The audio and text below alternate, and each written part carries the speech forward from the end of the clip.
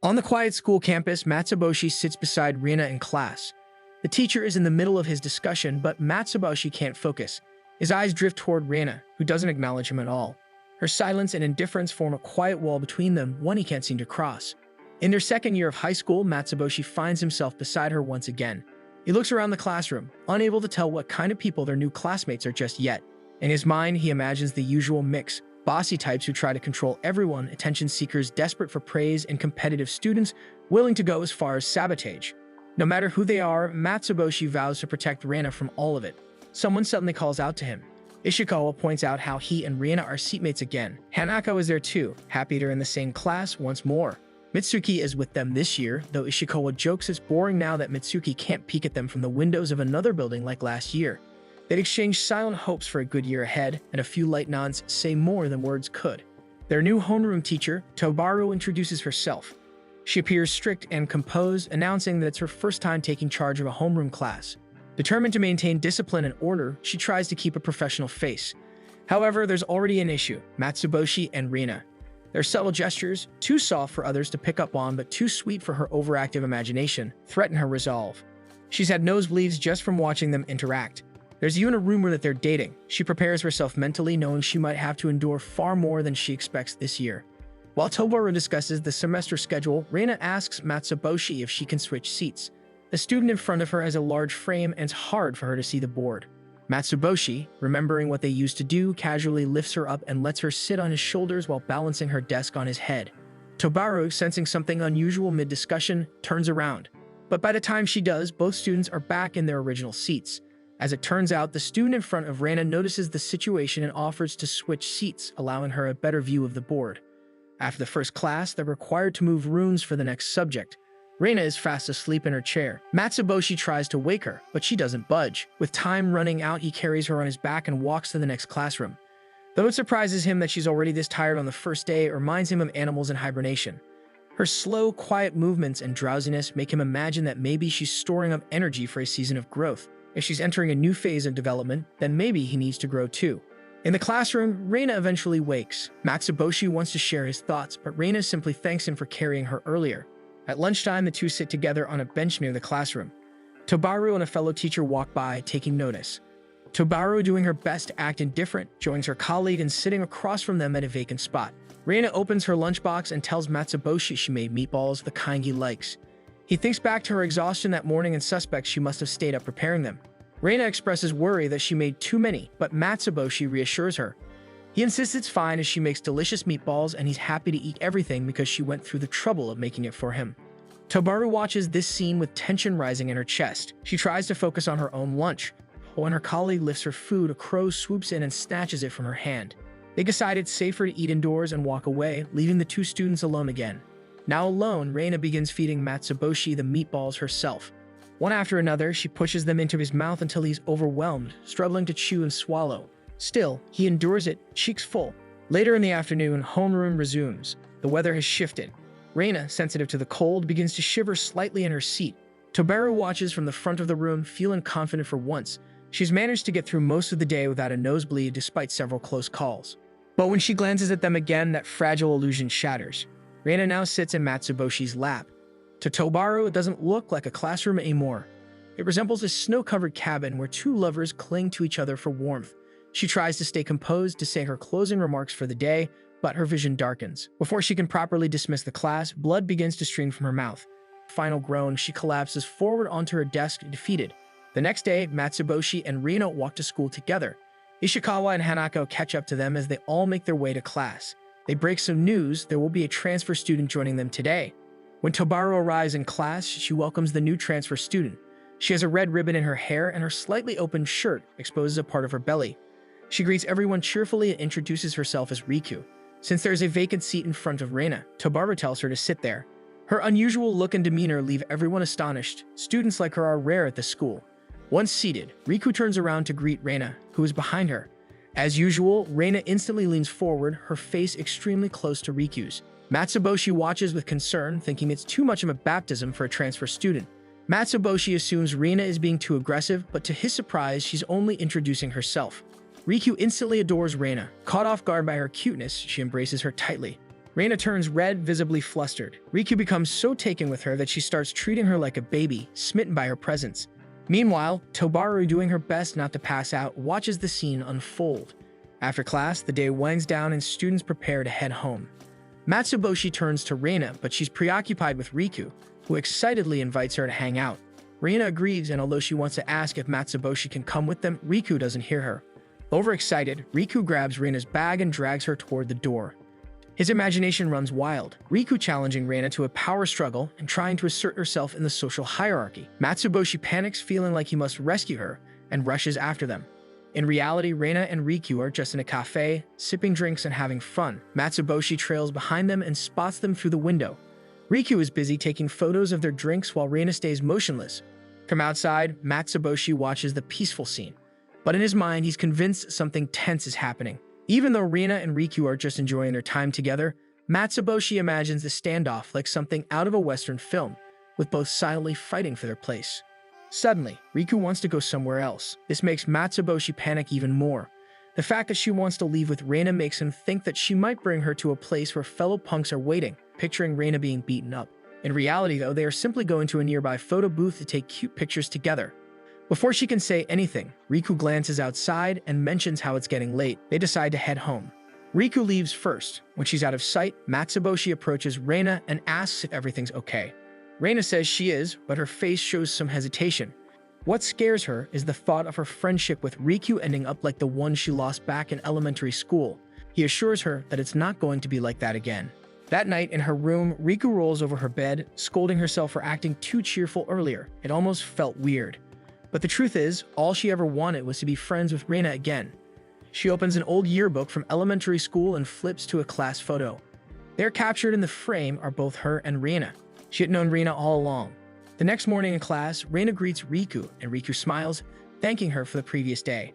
Despite the brief exchange, Reina spaces out a lot during the day. Her thoughts return to her elementary school friend, the one she got close to too quickly and eventually lost. She starts worrying that the same thing is happening again. Riku doesn't seem as lively as she was before, and the contrast is hard to ignore. Matsuboshi notices her uneasiness and quietly figures out the reason. He comforts her, saying he does not mind Reina being too close and personal with him at all. Sometimes people just have the wrong idea, so it's better to talk to her. At the end of the day, as Riku prepares to leave, Reina grabs her hand and pulls her aside. She tells Riku that since Riku took her out yesterday, today it's her turn to lead. Riku is surprised but pleased by the idea, though she tries to keep her cool. They spend the rest of the afternoon together, going to places Reina picks. They play games, eat snacks, and enjoy other things. Eventually, Riku is so full she can barely move, and they sit down to rest. It's then that Reina opens up about her past. She tells Riku about a friend she had in middle school, someone she became too close with too soon. That friend suddenly left her behind, and ever since then, she's been scared of forming close friendships. She apologizes if she did anything wrong the other day, but to her surprise, Riku interrupts. She says she should be the one apologizing. Then she tells Reina something she's been keeping to herself. They had already met once before. Back in elementary school during their first day, Riku and Reina sat beside each other. At first, Riku misjudged Reina because of her quiet voice, but when Riku realized she had forgotten her notebook, Reina came closer and shared hers without hesitation. That simple gesture broke the wall between them. From then on, they did almost everything together, eating lunch, walking home, and spending every break side by side. Eventually, Riku began to feel guilty. She feared that dragging Reina around too much might be exhausting her. Instead of asking how Reina felt, she made the decision on her own to step away. She started avoiding Reina. What she didn't know was that her absence confused and hurt Reina deeply. As Riku tells her story, tears start falling down her face. But before she can apologize again, Reina responds. She tells Riku she had fun yesterday, and even back then too. Hearing that, Riku cries even harder. She finally says sorry for everything. Reina comforts her. She's just glad that everything is a simple misunderstanding after all. The next day, Riku can't stop recalling how fun yesterday was. She even considers asking Reina to go out with her again, but her cheerful mood is instantly disrupted when Mitsuki suddenly approaches her. Riku's face shifts from happy to horrified. Though Mitsuki greets her kindly, Riku doesn't recognize her at all. When Mitsuki suggests they go have drinks and catch up, Riku agrees out of courtesy. As they walk, Riku tries to recall who Mitsuki is.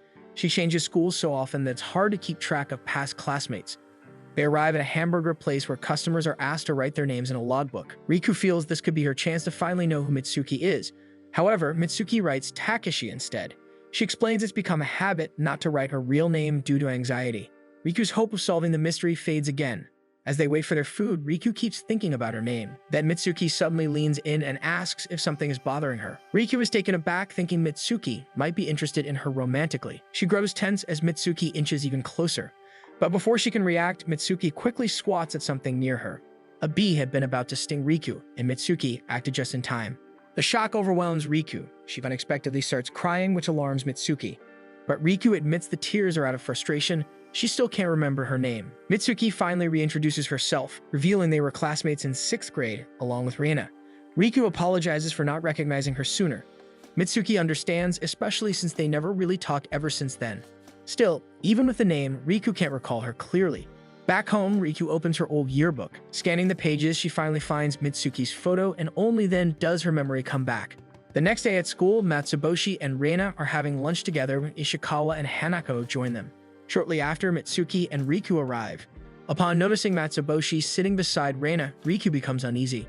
Acting on impulse, she pulls Reina away and scolds Matsuboshi, demanding to know who he is and warns him the two of them have been friends since elementary. When Matsuboshi calmly says that he and Reina are dating and Reina confirms it, Riku is stunned with embarrassment. Matsuboshi attempts to formally introduce himself, but Riku runs away in shame. The group wonders what's wrong, but Riku simply can't handle the fact that she mistook Reina's boyfriend for just another classmate, and that she even bragged about being close to Reina. Matsuboshi lies lazily on the sofa, holding a bag of chips and watching the TV show without much interest. His eyes land on a video game case lying on the center table. The title reads Granny Crossing. His sister, seeing this, tells him that she is preparing for an upcoming exam, so he can try the game since she won't be able to play it for a while. With nothing better to do, Matsuboshi picks it up and decides to give it a shot. The game is a town simulator where players build their own villages filled with animal residents. Intrigued by the idea, Matsuboshi creates a character that looks exactly like himself. From the moment he starts, he becomes fully immersed. In the game, he meets Tom, a cheerful and successful animal character who lives in a beautiful house that is at least 10 times bigger than Matsuboshi's small starter tent. Matsuboshi feels motivated and curious, and Tom offers advice. He tells Matsuboshi to gather sticks, fruits, vegetables, and any useful items. He can sell these to him, and he will give him money in return to upgrade his home. At first, the game seems simple, but it quickly becomes clear that each task comes with obstacles. Bees swarm out of trees when Matsuboshi shakes them for fruits. Still, he does his best, gathering everything he can find. At the end of the day, he brings the items to Tom, who is impressed by his dedication. Tom pays him 100 pels for each item, explaining that it's all he can afford because of the game's poor economy.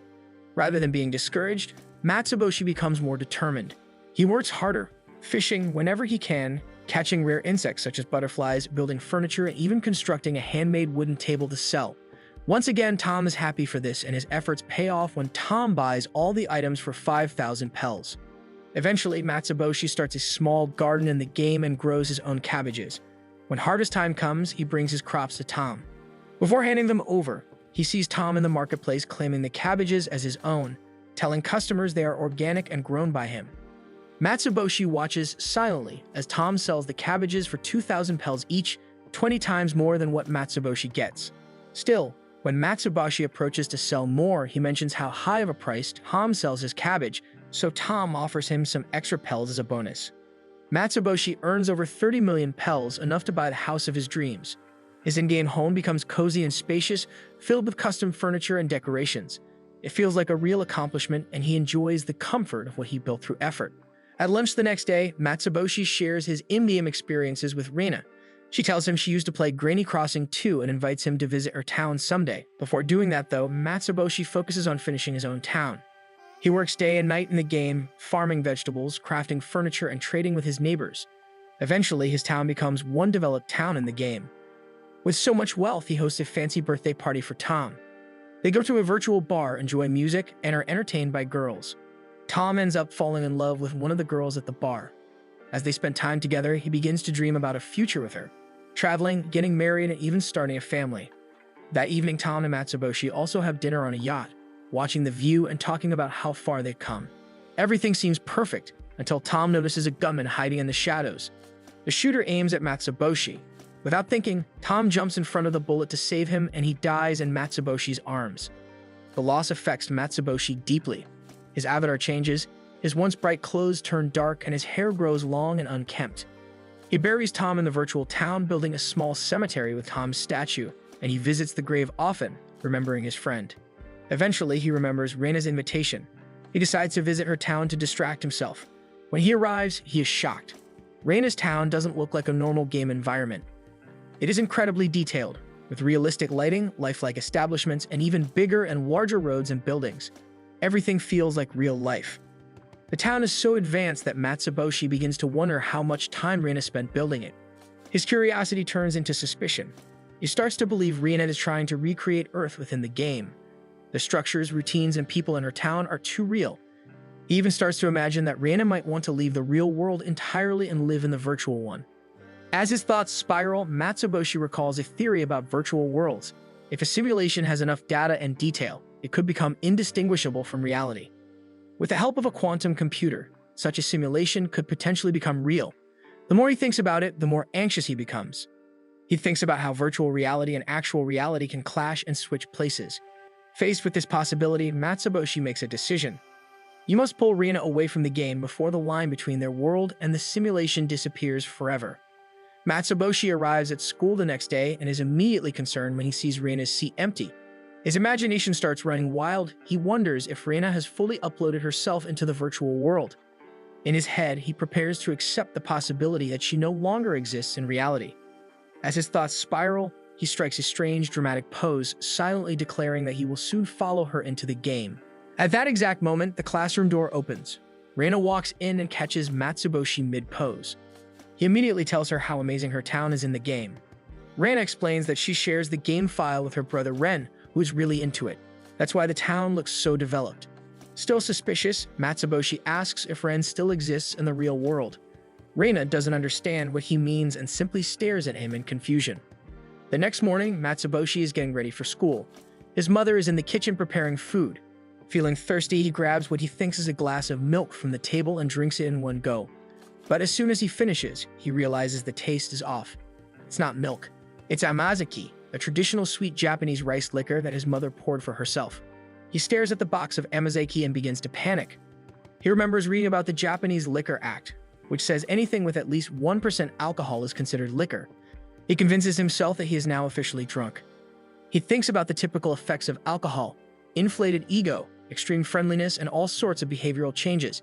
Feeling as though these things are already happening to him, he decides it's time to head to school. On the way, he runs into Reina on the road. He greets her in a loud and dramatic tone, his voice noticeably different. He even threatens to leave Reina behind if she doesn't catch up quickly, then suddenly grabs her face to speak more seriously. As they walk together, Matsuboshi notices how heavy Reina's school bag looks. Without hesitation, he picks up both Reina and her bag, carrying her as if she were weightless. Reina squirms in discomfort, her legs flailing, but Matsuboshi tells her to stop moving or she'll fall. Later in class, their teacher Tobaru asks everyone to open their textbooks. Reina has forgotten hers again, so Matsuboshi drags his desk right next to hers, sharing his book while sitting unusually close. Tobaru, noticing Matsuboshi's intense behavior, becomes visibly uncomfortable. Once again, overwhelmed by the stress, she spits blood and collapses at the podium. For the next period, the class has to change rooms. Riku spots Reina in the hallway and calls out to her, but Matsuboshi immediately invites Reina to walk with him instead. Reina agrees, and Riku is left standing alone. Even Mitsuki, who is hiding behind a wall, senses how strange Matsuboshi is behaving. Despite her effort to stay hidden, Matsuboshi finds her. She trembles as he approaches, but instead of doing anything odd, he simply points out a burdock root stuck in her hair. He plucks it out, puts it in his mouth like a toothpick, and then walks away, telling her to get herself together. Throughout the rest of the day, Matsuboshi continues to act unusually aggressive but extremely helpful. He lets classmates borrow his notes, feeds Reina during lunch, lends his coat when someone gets cold, protects Reina from a stray baseball, and even helps carry the teacher's things. Despite his strange and intense behavior, his classmates thank him for all this help. Still, Riku, watching him from the doorway, can't shake off the feeling that Matsuboshi is scary today. As class ends, Ren and Iru walk home together, chatting about random things from school. Suddenly, they hear someone call out to them. Ren immediately lights up at the sight of him and rushes over without hesitation, jumping on his back like everything is normal. Iru, on the other hand, notices something strange about Matsuboshi's behavior. His attitude feels different, unnerving even. What catches Iru even more off guard is when Matsuboshi turns to her and, out of nowhere, thanks her for taking care of Reina. His tone is so intense it creeps Eru out so much that she immediately pulls Ren off his back and hurries him inside their house without another word. Left alone with Reina, Matsuboshi turns to her and comments on how red her face looks today. Concerned, he leans in close to check if she has a fever. His face gets so close to hers that Reina flinches. Even though she feels fine, his closeness makes her flustered. To make things worse, her nose suddenly starts bleeding, so they sit on a bench nearby for her to clean up. While Matsuboshi presses a handkerchief to her nose, he calmly explains how nosebleeds can happen. Though Reina is physically fine, she suddenly bolts from the bench and runs straight home, wanting to get as far from Matsuboshi as possible.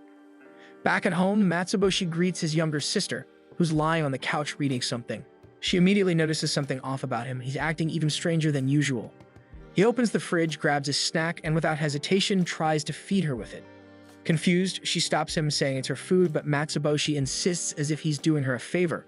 When his sister gets up to grab a drink, she spots a box of amazeki in the fridge. Matsuboshi tries to stop her from drinking it, but she reassures him. It's the non-alcoholic kind. It won't do anything. Matsuboshi is shocked. All this time, he really wasn't drunk. The next day, Matsuboshi's younger sister is at school. One of her classmates begs her to take over her cleaning duty in exchange for ice cream, and she agrees. When she gets to the cleaning area, she finds another student already there, Eru. Something about her seems familiar. She looks just like the girl often seen with her brother, Reina. The resemblance is so strong, she briefly wonders if Eru might be Reina's doppelganger, but she quickly shakes off the thought. It's too strange. Just then, someone calls out to her using her last name. Eru hears it and immediately realizes that this girl must be Matsuboshi's younger sister.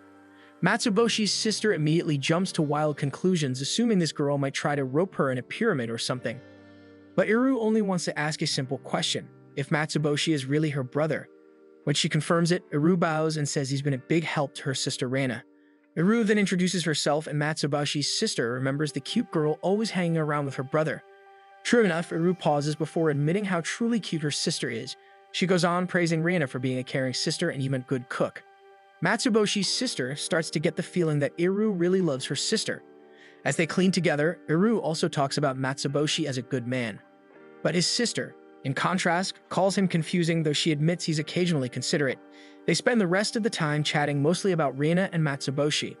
Eventually, Eru learns that the siblings don't get along very well. Still, Eru encourages her to keep trying, they're family after all. Matsuboshi's sister nods and agrees to give it a shot. When Matsuboshi gets home later, he finds his sister lying on the couch. She greets him and asks about Reina. Matsuboshi is overjoyed, interpreting her question as a sign she's interested in his life. His reaction is so exaggerated that his sister immediately regrets asking and swears never to do it again. Matsuboshi and Reina walk to school together, passing by a student-athlete already training. The scene reminds them that the athletic festival is coming up soon. As they walk further, they notice an elderly man by the side of the road, struggling to lift his surfboard onto the roof of his car. Without hesitation, Matsuboshi steps forward. He squats down, grabs the surfboard, and with effort, pushes it up and over the car's roof. Satisfied, he gives a final glimpse at the car, leaving before turning to rejoin Reina. As they resume their walk, Reina spots something odd. There's a tear in the back of Matsuboshi's pants. His undergarments, brightly printed with a kitten pattern, peek out. She's too shocked to say anything. The tear is obvious, but pointing it out would embarrass him. Then, as two girls walk past them, she acts quickly and closes the space between them, positioning herself directly behind Matsuboshi. Matsuboshi notices her closeness and misreads it entirely. He assumes Reina must be impressed by his earlier action, helping the old man. In his mind, she's drawn to his kindness and maybe even admires his build. Encouraged by the thought, he tells himself he needs to do more heroic acts to maintain her admiration. When they arrive at school, they see several students struggling with a large piece of equipment. Matsuboshi immediately offers help, seeing it as another chance to look impressive. Reina follows just behind him, carefully keeping the tear out of sight from others. As the day continues, Matsuboshi throws himself into every challenge and club demonstration.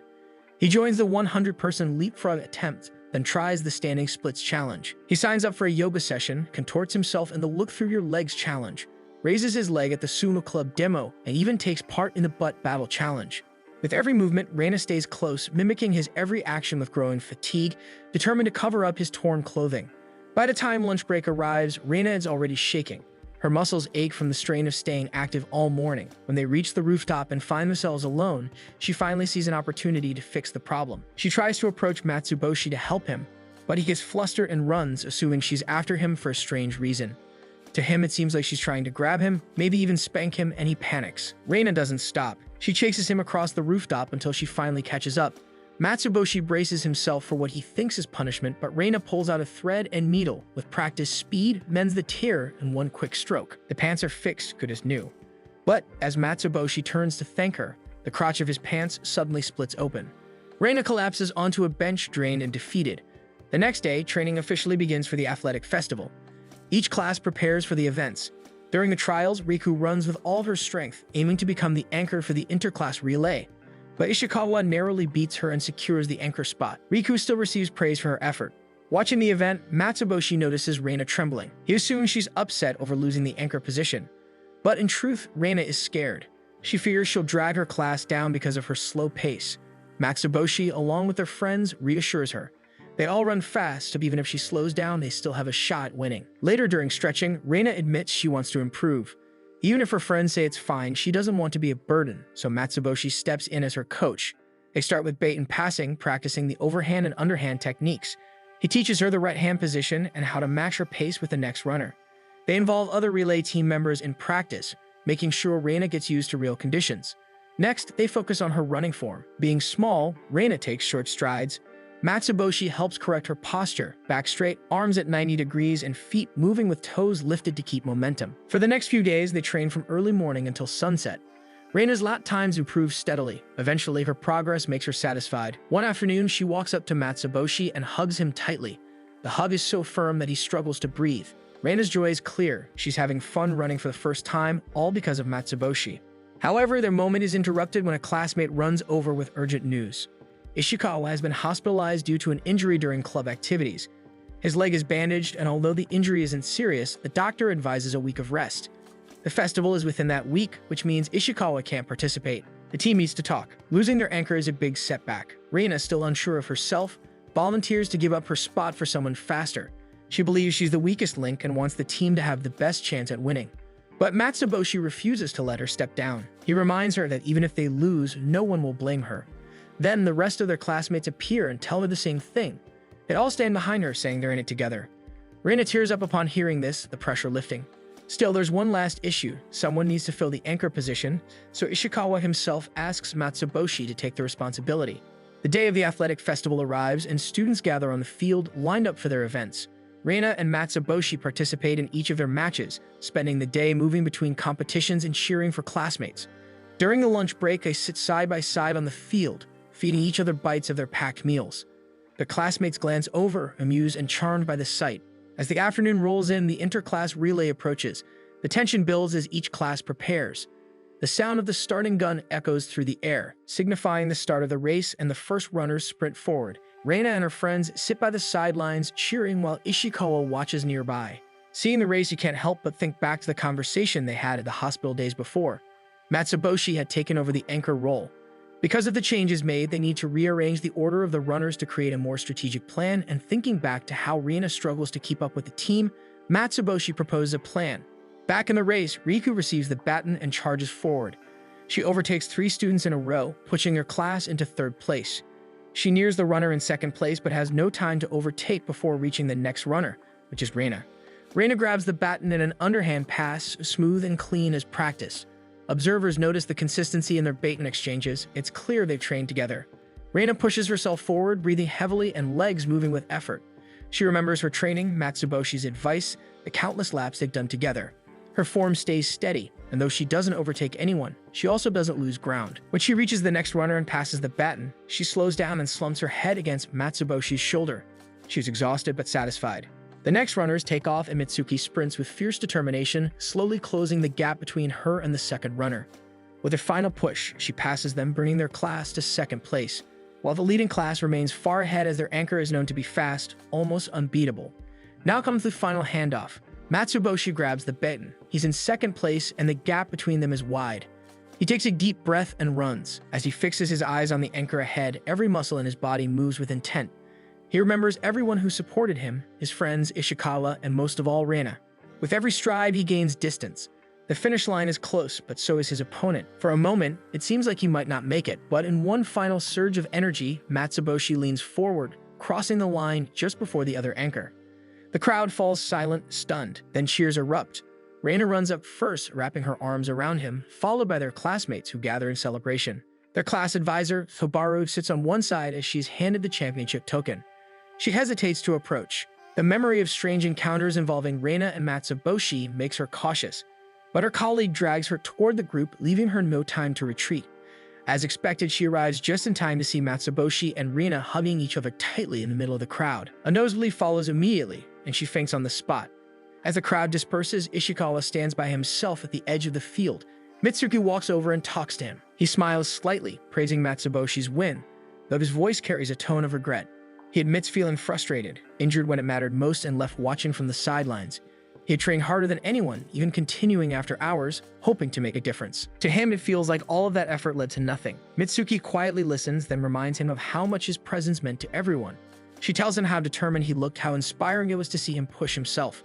Ishikawa doesn't respond right away, but her words soften his expression, so he tells her he appreciates it. While the class celebrates their hard-earned victory, Riku stands off to the side, not quite part of the moment. She still doesn't feel like she belongs. Despite everything she's done, the distance between her and the rest of the class remains. When she hears Ishikawa has been hospitalized, she wanted to visit him. But the thought of showing up uninvited, while classmates whispering, wondering why she's there, freezes her in place. She tells herself it's better not to go. Now that decision weighs on her. She wonders again if she'll ever fit in, if she will even find her place in class. But she forces the thoughts away and steels herself, determined to try again. Then a voice calls out behind her. She turns and sees Ishikawa. He talks to her about the race earlier, but when she recognizes who he is, she freezes in place. The idea that he might call her out for not visiting him sends her thoughts spinning. She imagines others mocking her, whispering behind her back. Tears spill before she can stop them, and she instantly apologizes for not being able to visit him in the hospital. But Ishikawa simply smiles, says nothing about the hospital, and instead points back to the race. He brings up her performance, how she passed 3 runners. Somehow, his words lift the weight from her shoulders. Days pass by, and soon enough the last stretch of their school break arrives. Riku feels herself slipping into laziness, so she forces herself out of the house, determined not to waste the day. She walks through the city when she spots someone who looks familiar. She rushes forward thinking it's Reina, but up close the person does not recognize her at all. Only then does she realize she got the wrong person. Before the awkwardness can settle, Ren recognizes her. He introduces himself, explaining that he's Reina's younger brother. Riku relaxes and they sit together on a nearby bench, sharing a fish-shaped pastry. The conversation flows easily, surprisingly natural for 2 strangers. Ren seems happy to have met her, and Riku finds herself smiling too. In her mind, getting close to Reina's brother is a way of securing their friendship. Wanting to know him better, she asks if there's anything troubling him. She expects nothing serious, he's just a grade schooler. But he tells her about a new student in his class who struggles to fit in. Ren had invited the boy to play football, but he doesn't know if he did the right thing. His problem surprises Riku so much that she finds it hard to answer. Riku admits she doesn't have real friends either. She mentions her fear of messing things up, of saying or doing the wrong thing. The words pour out before she realizes how serious her confession sounds. She realizes how much she's revealing to a child. But Ren surprises her. He gives her a valuable insight about friendship, and with this, she finds herself admiring him. Then a voice calls Ren's name. They both look up to see Reina. She walks over and asks what's going on. Ren explains that Riku is giving him advice. Reina thanks her, then after a pause, says she needs advice too. Riku freezes and her mind jumps to one conclusion. It must be about romantic relationships. She panics. She's never been in a relationship her whole life, so the thought of offering advice on something she knows nothing about terrifies her. Reina starts to speak again. Although she is talking about her hair, Riku is too preoccupied by her thoughts that she instantly bolts out without letting Reina finish her sentence. Reina and Ren are both confused by her strange actions, but despite that, Ren still hugs Reina and tells her how happy he is to have met Riku. On the morning of their class, Riku sits quietly in her seat when Reina and Hanako approach her. Reina notices the loose socks Riku is wearing and compliments her look, admitting that she's always wanted to try out gal fashion. Smiling, Riku reaches into her backpack and pulls out a spare pair for Reina to try on. Reina slips them on, and her new look immediately draws attention. Classmates praise her for being adorable. Even Mitsuki notices and offers to style her hair to better match the aesthetic. When Matsuboshi walks into class, he stops in his tracks upon seeing Reina in a full gal look, quite different from her usual modest appearance. His mind begins to spiral as he tries to come up with a logical reason behind her sudden transformation. After some internal digging, he lands on the idea that Reina is embracing change for her self-growth. Convinced that this is her way of exploring a new side of herself, Matsuboshi decides he must be supportive. In his head, he vows to encourage her as part of her journey. During class, Matsuboshi realizes he forgot his printout for the lesson. Reina notices and offers hers so he can follow along. As he responds, his words come out in an exaggeratedly cheerful gal tone. Immediately, he freezes. A sudden panic overtakes him. He begins to believe that Reina's gal energy is overwhelming his own, slowly replacing his identity. To regain composure, he rushes out of the classroom and heads straight to the restroom to wash his face in hopes of returning to normal. When he comes back, the situation worsens. Not only has his speech fully morphed into gal style, but he now wears gal fashion. When Reina mentions she feels tired, he instinctively hands her a jar of vitamin B1, acting entirely within character as a gal. Meanwhile, Tubaru approaches the classroom with cautious optimism. She reminds herself that frequent exposure to Reina and Matsuboshi's closeness has helped her develop a level of emotional resilience. However, the moment she opens the door, her composure collapses. Matsuboshi, fully immersed in gal fashion and mannerisms, now matches Reina's style perfectly. The shock overwhelms Tubaru. She can feel the rising level of tension, and then a sudden nosebleed leaves her with no choice. She turns on her heel and flees, leaving the class unsupervised while screaming that they should study on their own in the meantime. After class ends, Matsuboshi comes up with an idea to invite Reina to town for a fun day together.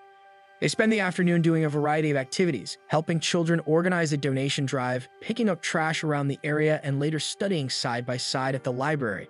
The next morning, both walk to school separately but meet along the way. Reina, now back to her modest and usual style, walks beside Matsuboshi, who still sports his full gal outfit. Matsuboshi is taken aback by the change, but Reina casually explains that the gal style was just for one day, a playful makeover from her friends. Realizing the shift, Matsuboshi decides there's no need to continue the act. With a quick change, he's back in his original appearance, relieved to return to his own rhythm. That afternoon after class, Reina tells Matsuboshi she wants to go to the arcade, and he agrees without question. Since she rarely invites him anywhere, he quietly wonders why she's so eager this time. Once there, Reina heads straight to a game called Primitive Planet, a dress-up and character-building game targeted mostly at young girls. Though its popularity has waned due to newer mobile games and trending anime series, it still holds a dedicated fan base, and Reina is clearly one of them. While she plays, Matsuboshi waits patiently at the back. After finishing her turn, she turns to Matsuboshi, apologizing for how long it took her. With this, Reina also encourages Matsuboshi to try it too, handing him a small collection of character cards she earned. At first, he hesitates, unsure of what to do with them. But with Reina nudging him persistently and watching with anticipation, he eventually gives in and steps up to the game. Matsuboshi gives the game a try, unfamiliar but curious. He starts by creating a character and models it after himself, short black hair, plain features, and names it Rai. Using the outfit card Reina gave him, he dresses Rai in an adorable ensemble that surprises even him with how cute it looks. As the game transitions to a rhythm segment, Rai begins dancing on screen upbeat music, prompting both Matsuboshi and Reina to watch with amusement and focus. By the end of the round, they rack up 1,500 points. A new card drops from the machine, Matsuboshi's very first prize, an outfit he can use for Rai. With that small win, he finds himself unexpectedly drawn in by the game's charm. As they wrap up, Futaba appears nearby. Reina casually brings up the game, but Futaba brushes it off, acting uninterested. However, when some friends spot Reina and Matsuboshi playing and decide to try it themselves, admiration begins to swirl around Reina. Jealous of the attention Reina receives and curious to spike herself, Futaba lingers. The growing interest from others nudges her pride, and slowly she starts considering giving the game a shot too. Later that night, Matsuboshi sits alone in his dimly lit room, hunched over at his desk. He seems to be busy with something, scribbling and writing with focus. The next day, they return to the arcade, eager to play the game again. This time, Matsuboshi comes fully prepared, carrying a notebook packed with carefully planned outfits for Rai. He selects each piece with precision, and as Ri appears on screen dressed according to his designs, Matsuboshi beams with pride. His vision is becoming reality. He's been studying the game relentlessly, poring over the game's magazines, watching related series, and even streaming live shows just to improve his game performance. He becomes so drawn to the game that even his funds start running low because of it. But when they arrive at the arcade the following day, something is wrong. The game cabinet is missing. A janitress informs them that the machine was removed yesterday due to the game being out of service. Matsuboshi freezes, his face drained of color. The game, which had become a daily joy and escape, is gone. The sudden loss hits him hard. His connection to Rai, the character he had nurtured and styled with such care, is abruptly severed. He stands silently in front of the empty space, processing the reality that he may never see her again. The next day, Matsuboshi looks unusually down in class, his energy nowhere to be found. Seeing this, Reina invites him to the arcade again. At first, Matsuboshi refuses, afraid that going back would only make him feel worse. But Reina insists and eventually drags him along to the arcade. When they arrive, they find a brand new machine installed, Pregachi, the updated version of Primitive Planet. While the game sparks some curiosity in Matsuboshi, he holds himself back, afraid that getting attached again will only leave him heartbroken. In the following days, Matsuboshi finds himself thinking about Rai more often. Her image stays in his mind and it begins to weigh heavily on him. Reina, perceptive as ever, notices the shift in his mood and asks if he's alright as they walk home together. Seeing her concern, Matsuboshi decides it's time to move forward. Above all, he does not want Reina to worry about him, so he decides to give Pregachi a try so he can finally recover from the pain that Preekla left. They head straight to the arcade and begin playing Pregachi. Matsuboshi creates a new character who closely resembles Rai and he names it Ito. As the game loads, he immediately notices the improved graphics and smoother animation, making the experience feel more immersive and enjoyable than before. Just like before, Reina hands him a card she picked out and Matsuboshi uses it to dress Ito in his stylish outfit. Together, they play the game with great dedication like before. Soon, a group of kids gathers around Reina, eagerly trading outfit cards, and Matsuboshi realizes how beloved the game truly is. While he enjoys Pregachi, he knows he'll never forget Rai. Still, just like before, he becomes quickly attached. He installs the mobile app version, begins watching the anime series, buys character figures, and collects every magazine issue related to the game. Together, he and Reina religiously devote their time and energy to the world of Pregachi. They seem to enjoy Pregachi more than Preepla, but when they return to the arcade for another game day, they are stunned to find Preepla back in service. Matsuboshi freezes as memories of Rai come flooding back. Just as he reaches to play, he imagines Ito tugging at his arm, urging him not to look back, while Rai pulls his other hand, silently pleading for him to stay. Torn between the two, Matsuboshi trembles in distress, unable to choose. In the end, he decides that he will not let go of any of them. However, his wallet tells him otherwise. It has no coins left at all. Left with no choice, Matsuboshi says goodbye to both Rai and Ito, walking home in silence, tears falling as the weight of farewell sinks in. The next day, Matsuboshi notices how Reina is absorbed in her notes even during break time. Curiously, he looks over her shoulder and sees that she's writing song lyrics, which makes him wonder if Reina wants to be an idol. His mind quickly drifts to thoughts of Rai and Ito, and for a moment, he considers supporting Reina's dreams. But then he recalls how his tendency to get ahead of himself often leads to misunderstandings. So this time, he decides to stay calm and not jump to conclusions. As time passes, Reina's interests shift again, and he sees her sewing clothes. Matsuboshi's mind races. Maybe she's making her own idol costume, as newbies often do. He fights the urge to assume anything too quickly, reminding himself to observe before making any rash judgments. Although his classmates mention a music assignment, Matsuboshi still fixates on Reina playing the flute. He convinces himself she's aiming to become a singer-songwriter, writing her own lyrics and composing with instruments. The real issue is that Matsuboshi sees idols in everything, and every little detail about Reina seems to fuel that idea. During lunch, he struggles to keep his thoughts to himself, resisting the urge to talk about his idol theory. But even as he eats, his mind drifts to the thought of Reina being a famous idol in the future. No matter how hard he tries, he can't stop imagining her future fame. In the following days, Matsuboshi continues to observe Reina's actions, and everything still seems to point toward his idol theory. One afternoon, while walking down a road lined with food stalls, he notices a small festival happening at the local shopping arcade. A trio of young female idols performs on a makeshift stage, their voices echoing through the street as the crowd claps enthusiastically. Curious, Matsuboshi watches until he suddenly realizes one of the performers is his sister. Backstage, the three girls chat about their performance when Matsuboshi approaches. His sister is visibly embarrassed to be caught, but he doesn't make a big deal of it. As it turns out, she had been invited by her friends to perform for the local neighborhood association. Just as Matsuboshi is about to lead the festival, Reina appears behind him, dressed in a striking idol outfit that matches Raidou and Reina. His theory turns out to be true. Reina was preparing to be an idol. She was the one who wrote their songs and even designed their costumes, confirming that Matsuboshi had been right all along. Reina tries to explain that it was all Ren's idea, but Matsuboshi can see she's just shy about showing this side of herself. He gently reassures her, acknowledging how much confidence she's gained. They exchange a quiet fist bump as Matsuboshi wishes her good luck before she heads off for her performance. As Reina and her group run toward the stage, Matsuboshi quietly tells himself that maybe he should start having more confidence in his intuition. The music begins and the performance takes off, each move synchronized, each step delivered with practiced grace. Their choreography flows naturally, showing just how much effort they've poured into mastering every beat. With infectious energy and charm, the group ends their routine with a perfectly timed, adorable pose. The next day, the two of them are heading to school again. Matsuboshi sees Reina walking ahead, so he catches up to her. When she turns to face him, her face is covered by a mask. Matsuboshi instantly assumes Reina must have become an idol sensation because of their performance and is now hiding herself from the eyes of the public. His imagination takes over again. He envisions Reina having millions of fans worldwide, trending on social media and appearing in tabloids.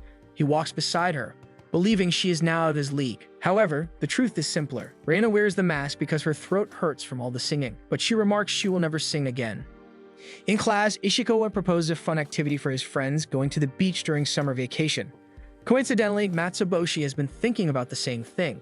However, Reina doesn't seem thrilled by the idea, as she starts to shake and tremble just from hearing about it. Despite her unease, she agrees to go. The group begins chatting about their beach plans, imagining barbecues by the shore and enjoying the summer sun. Riku overhears the conversation but pretends not to care. Still, when Ishikawa personally calls and invites her to join, her attitude shifts completely. She lights up with excitement and quickly agrees to go with them. Matsuboshi wonders which beach they will go to, and Ishikawa comes prepared with a flyer for a new beach destination offering promos to help cut down on costs. The island is accessible only by boat, so they will travel there during the day and return on the last boat in the evening. While everyone listens to the details, Riku doesn't seem to care about the specifics. Her eyes well up with tears from the overwhelming joy of being included. But that's not all. The island also features a power spot known for its breathtaking view of the sun rising and setting over the sea. According to local lore, couples who witness the sun touch the horizon together will stay together forever. Reina, who had seemed hesitant at first, suddenly shows signs of excitement. Her friends notice the change in her expression. Matsuboshi, watching her closely, thinks she must be really looking forward to this trip.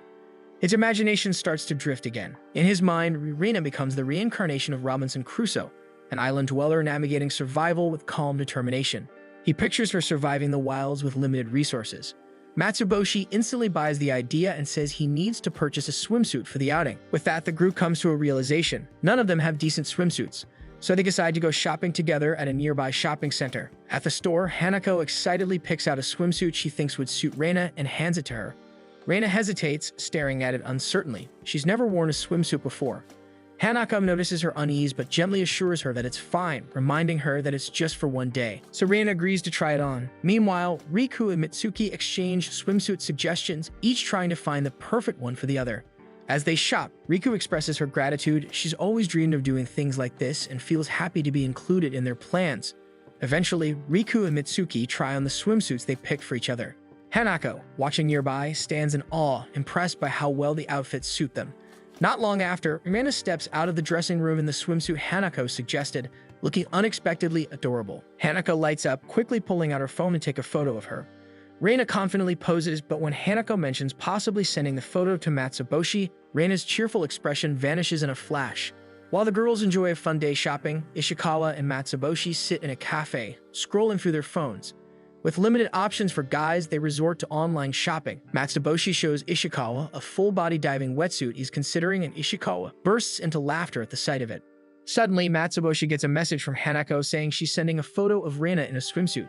Curious, he looks over, but the photo turns out to be just a close-up of Reina's face. As it turns out, when Reina heard Hanako's plan to send her photo to Matsuboshi, she got embarrassed and refused to take a proper picture. All the photos Hanako managed to send are either too close or too far to see clearly. Reina later admits that she's too shy to show herself to Matsuboshi like that and wants to save the look for when they're actually at the beach. Hanako thinks her reasons make sense, so she quickly apologizes. Though Reina appreciates Hanako's help, she can't shake off her fear of change, afraid that becoming someone different might also change how Matsuboshi sees her. Hanako, with a calm smile, tells her that change isn't something to be afraid of. After all, she and Matsuboshi have already changed in many ways since they met, and those changes are what brought them closer. As Hanako says this, Riku and Mitsuki, who have been listening nearby, jump in. They tease Hanako, using her own advice against her. Maybe she, too, could embrace a little change. The day of their outing arrives, and the friends ride the boat toward the island. As it approaches the isolated land in the middle of the blue seas, they watch with growing excitement, anticipating the memories they'll create together. Meanwhile, at home, Ren wonders why Reina isn't around. Eruv, sitting nearby, casually tells him that she went out with Matsuboshi. Ren's smile fades. He wishes he had gone too. Era notices and gently comforts him, saying they went with their classmates. To cheer him up, she decides to play with him instead. Era displays a composed demeanor, but beneath the surface, her mind spins with restless thoughts. She starts to strategize. If anything goes wrong, she'll ride a helicopter to retrieve Reina, or better yet, a charter boat. She even considers checking the island's layout and safety details, just in case. But her spiraling thoughts are interrupted when Ren calls out, asking her to watch a movie. They sit together and play the film, but it turns out to be strange, about a cult or ancient tribe that captures a woman and forces her into marriage, crowning her as their queen. As the scenes unfold, Eru's thoughts spiral once again. She pictures Reina in a similar situation, wrapped in ceremonial robes, trapped, held against her will like in ancient times. The idea unsettles her deeply. On the contrary, Reina is actually having fun. At the beach, the group enjoys the sunny day. The girls are in swimsuits, Matsuboshi wears a single undergarment, and Ishikawa is in a shirt and shorts. As the girls approach, Matsuboshi can't help but stare in awe. Reina stands there in her swimsuit, a flower tucked into her bunned hair. Though Reina thinks she looks weird, Matsuboshi doesn't think so at all. To him, she looks cute, really cute. Reina blushes at his gaze, and their friends immediately notice, teasing Matsuboshi as he tries to brush it off. Hanako, in her bright swimsuit, also catches Ishikawa's attention, and he compliments her look. Since they need to catch the last boat that day, they decide to make the most of their time and have fun. They go swimming, play volleyball, have races, and enjoy various games. Hanako builds a sandcastle, but when she turns to Reina, she's shocked to see an enormous structure, big enough to fit Matsuboshi inside. They grill barbecue like they planned, but the meat is tough and unappetizing, clearly the result of a cheap cut. While looking out at the ocean, Riku reflects on everything that's happening. She's on a beach, eating barbecue with a co-ed group. She can't help but admit to herself that she's having fun. That afternoon, the sky turned cloudy, hiding the sunset they had all been looking forward to. Reina, especially, feels disheartened, but Matsuboshi steps forward and reminds everyone that what truly matters is the fun they had throughout the day. The group nods in agreement, their spirits lifting a little. Suddenly, Ishikawa's phone buzzes with an alarm. It's time for their boat ride home. The group is about to gather their things and rush to the shore, only to see the boat already sailing away in the distance. Ishikawa quickly checks the schedule and realizes with horror that he had read the departure time wrong. That was the last boat for the day. With no other transport available, they're stranded on the island for the night. Everyone panics, scrambling to find a solution, but Matsuboshi's imagination drifts elsewhere. He compares their predicament to John Manjiro, who was stranded on an island with his comrades until an American ship rescued them. Manjiro eventually found fortune in America before returning to Japan. Matsuboshi wonders if he could do something similar, though he's not fluent in English. His daydream is cut short when Ishikawa speaks up, revealing they can stay overnight at the island's lodging. Matsuboshi is taken aback, surprised to learn there are people living there. Behind the beach, a different view emerges. Establishments, paved roads, and even cars. Contrary to what they imagined, the island is actually quite developed. So they decide to go there, dropping by a convenience store first before checking in. While the others go inside the convenience store to buy necessities, Matsuboshi and Reina are left outside to wait.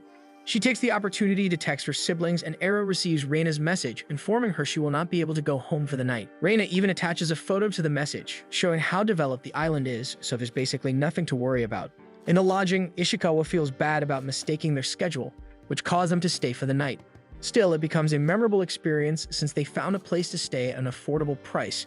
However, when they take a look at the room, they discover a small issue. There's only one bed, meaning they have to share it with each other. Meanwhile, Riku calls her parents to inform them she can't make it home for the night. Her parents are mad, so she keeps apologizing over the phone until Mitsuki approaches her, prompting her to end the call. Mitsuki expresses concern about Riku suddenly spending the night, but Riku assures her it's fine. Deep inside, it's something Riku has always dreamed of. What catches her attention most is that Mitsuki calls her by her first name for the first time, making her tear up in joy. Later, Mitsuki invites Riku to take a bath with them. They share the bathtub, submerging their bodies in the warm, relaxing water as they talk about the day. Despite the unexpected turn of events and getting scolded, Riku admits she is still having fun. Reina also joins them, reminded of what Matsuboshi told her earlier when he saw her in a swimsuit, causing her to blush and hide her face beneath the water. She turns to Hanako and thanks her for pushing her to do things she's afraid of. Hanako also recalls Ishikawa's compliment earlier. Unlike Matsuboshi's flustered reaction to Reina, Ishikawa simply told her she looked cute, just like always. It makes her feel like nothing's changed. Though his words are kind, they feel routine, as if she's still the same girl she's always been in his eyes. Meanwhile, back home, Eru and Ren are also sharing a bath. Ren brings up Eru's earlier plan of flying a helicopter to rescue Reina from the island. But this time, she says, things are different. Reina is growing up, and Eru realizes she can't hover over her forever. She needs to give Reina space to experience things on her own. She gently tells Ren that he should learn to do the same, like taking his own bath. Still, both of them admit the house feels larger and quieter without Reina. In the lodge, Ishikawa and Matsuboshi share a bed. Ishikawa keeps apologizing for the mistake he made, but Matsuboshi reassures him that it's fine. It's not the first time they had to sleep beside each other anyways, recalling their camping trips. They continue chatting until they both drift off to sleep. Meanwhile, the girls are in a separate room with two connecting beds. They sleep soundly, but Reina wakes up early in the morning, still dark outside. Checking her phone for the time, she sees a message from Matsuboshi. Matsuboshi stands at the edge of a cliff, alone when Reina calls out to him from behind. She wonders why he wanted them to meet there. He gestures toward a breathtaking view, the sun rising from beneath the sea, slowly ascending into the sky. Reina is mesmerized by the sight, too stunned to speak. The moment is serene as they watch the sun touch the water. Though they missed the sunset the previous day, the sunrise feels just as magical. As the two continue to watch the view, Reina grabs Matsuboshi's arm and asks if they will always be like this in the future. Matsuboshi reassures her that even if they change, they will always be together. Reina is satisfied with his answer, feeling a sense of peace. Morning arrives and they are lining up to board the boat and leave the island. Riku, uneasy, worries that her mom is still angry, but the others share a feeling of sadness that their time together is ending. They had such a great time, and they seem to want more. Just as they're about to leave, Ishikawa comes up with a bold idea. Why not enjoy the beach once more, but only until the last boat leaves? Matsuboshi, without hesitation, reveals his swimwear and agrees with him. Soon, the rest follows suit, and they all race back to the beach. Riku, still anxious about her mom's reaction, has no choice but to join them for another round of fun, despite her concerns. Futaba runs to the playground right after class, hoping to find Atsushi. She expects him to still be playing there. But when she spots him, her steps slow. Atsushi is laughing, playing catch with someone else. Futaba freezes. The sight shocks her. She doesn't want anyone else touching Atsushi like that. She quickly calls out to them. Atsushi turns and smiles, introducing the girl as Riku. He says everyone calls her Lady Skanda because she's super fast and really cool. His friends nod in agreement. Atsushi starts to say more, but Futaba cuts him off. Instead, she challenges Riku to a game of cops and robber. She wants to see how fast Riku really is. Riku agrees right away, confident. The game begins, and Riku dashes after Futaba, who proves to be just as quick and agile. They sprint across the playground, weaving between slides and climbing bars. Their chase goes on and on while Atsushi and the other kids watch nearby. By the end of the game, both Riku and Futaba are out of breath. Riku turns to her with a smile, impressed. She admits Futaba is fast, then sits up and offers her hand as a proper introduction. Futaba hesitates at first, unsure, but then reaches out and shakes Riku's hand. Her smile returns, bright and cheerful, as she tells Riku her name. At that moment, Reina and Matsuboshi arrive together and are surprised to see Riku playing with the kids. The children rush over to them, excitedly asking Reina to join the game. Reina agrees, letting herself be pulled into the fun. Reina also insists Riku should play too. Riku nods, pleased by the invitation, and joins the group once more. Together, they all begin another round of cops and robbers across the playground. During the game, Riku catches Atsushi by the neck again. Everyone laughs, but Futaba's heart sinks. Deep down, Futaba still sees Riku as a rival. The next day feels like any other. After class, Futaba rushes to the playground, eager to see Atsushi. But as she arrives, she sees him sitting on a bench, playing closely with someone she mistakes for Reina. Her heart sinks. She thinks Reina is trying to charm Atsushi again. Fuming, Futaba stomps her way toward them, ready to speak up. But when she gets closer, she realizes it isn't Reina at all. It's someone else. Ren smiles warmly and tells her he's glad they're friends with his sister. That's when Futaba learns the truth. Reina is Ren's sister. Atsushi laughs and explains that they call Ren Secret King Aha, while Reina is King Aha. Ren is like a different side of her. He's also really good at card games and often helps the kids with them, making him just as fun to have around. Meeting Futaba, Ren is excited to have her as a new friend and invites her to play with them. Though not as eager, Futaba agrees and joins in. Right away, she feels drawn to Ren's charm, but she refuses to let her guard down. She still suspects he's trying to win over Atsushi, and she doesn't like that idea. Together, they all run around the playground laughing and chasing each other in a new game. As the game goes on, Futaba finds herself growing more comfortable around Ren despite her doubts. By the end of the game, everyone drops to the ground, out of breath and tired from all the running. Just then, Reina and Matsuboshi arrive. Ren happily tells them he's been playing with the kids. Reina smiles and thanks the group for being kind to her younger brother. Futaba is shocked to learn that Ren is actually a boy. Suddenly, everything changes. It means he can freely play with Atsushi, and she has nothing to worry about.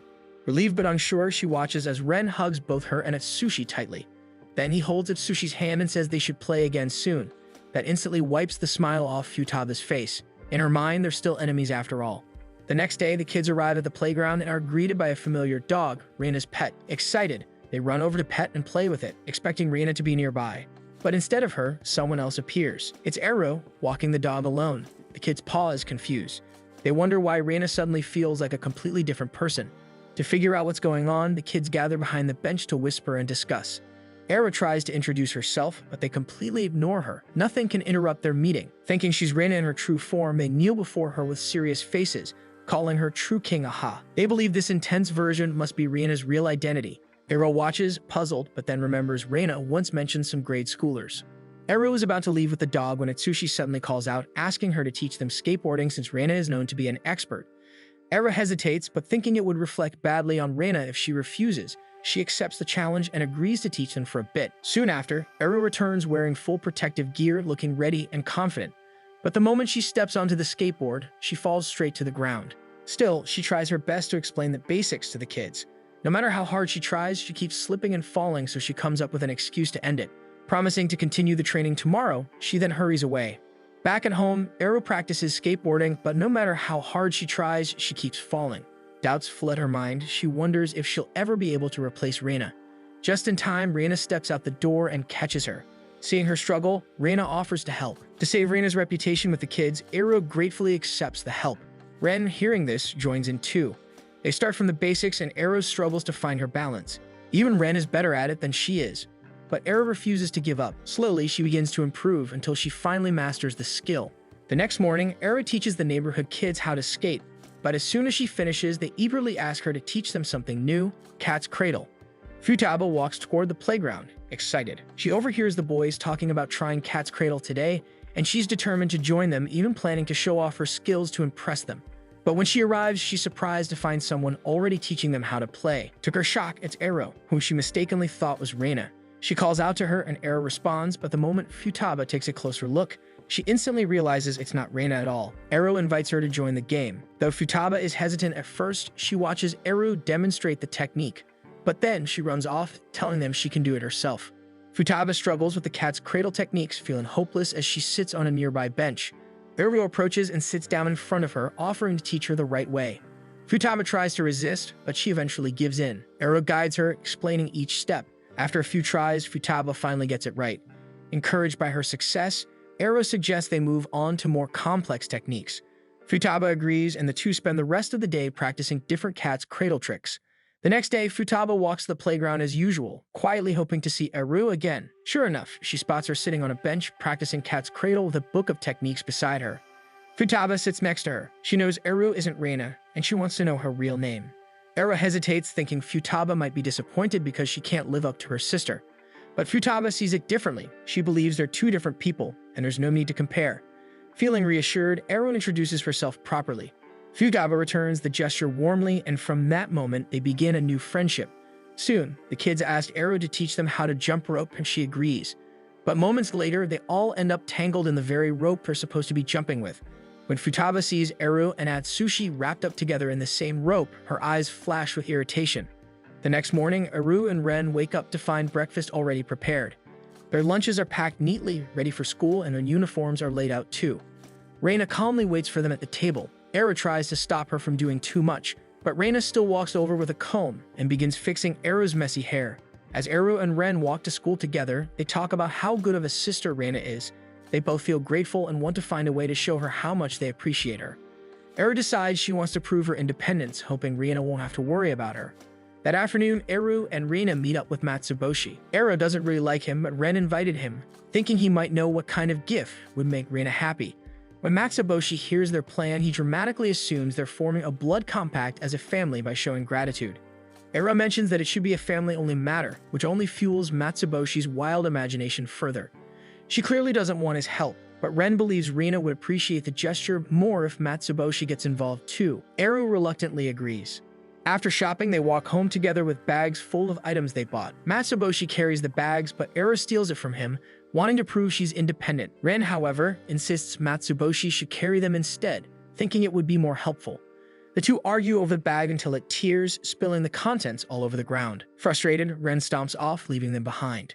Matsuboshi begins picking up the scattered items one by one, while Eru quietly apologizes. She admits she's jealous of him because Reina seems to favor him most. Matsuboshi pauses, then reassures her. He tells her she doesn't need to replace anyone. His words sink in, and Eru remembers something similar Futaba once said. Arriving home, Reina waits in front of the house, puzzled as to why Ren isn't with them. When Eru realizes Ren hasn't returned yet, panic quickly sets in. A wave of guilt washes over her, thinking Ren ran away because of their argument. At the same time, Riku happens to spot Ren walking alone along the street. It's getting late, and she finds it odd for him to be out at this hour. Thinking he might have run away from home, Riku decides she should bring him back. It would surely win Reina's trust. But approaching him suddenly could seem creepy or suspicious, so she decides to keep a close distance instead. Quietly, she follows him from behind, unsure of what to do next. Sensing someone is following him, Ren turns around and spots Riku. With no other option, Riku reveals herself. The moment Ren sees her, he bursts into tears. Gently, Riku leads him to a nearby cafe so they can talk. Ren explains everything that happened. Riku listens, unsure of what to say. She admits she always thought Ren was Reina's only sibling. This makes Ren pause. Could it be that Eru just wanted to spend time with Ren alone? Riku encourages him to apologize and make things right. Her words bring relief to Ren, who smiles and gives her a tight hug in thanks. Feeling lighter, Ren grabs the bag of goods and dashes out of the cafe, eager to head home and fix everything. Riku watches him go, quietly rooting for him. Ren walks toward their house and night has already fallen by the time he gets close. As he approaches, he sees Eru standing outside, clearly waiting for him. Without hesitation, he runs to her and wraps her in a warm, tearful hug. He apologizes, crying with relief and joy. Through the conversation, they realize that everything they've done stems from the same place, their love and devotion to Reina, the sister they both treasure. Unbeknownst to them, Reina and Matsuboshi quietly watch from nearby, admiring the heartfelt view. The next day, Reina and Eru prepare breakfast for Reina, just like how she usually does for them.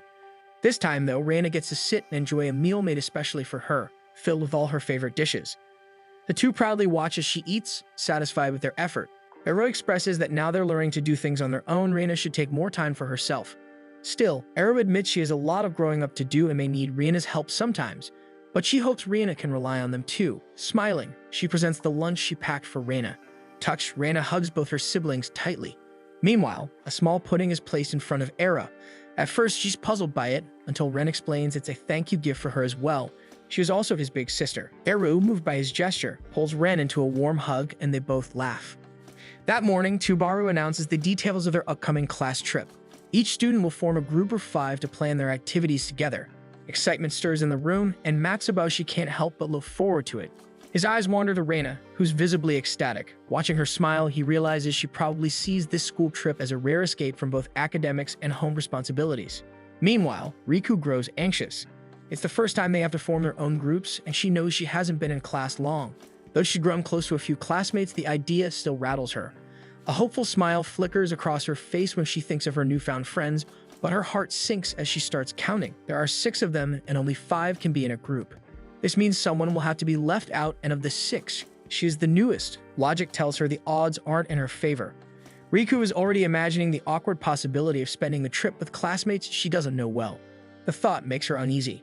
But then she overhears Ishikawa talking to Matsuboshi, casually mentioning that he chose to join another group.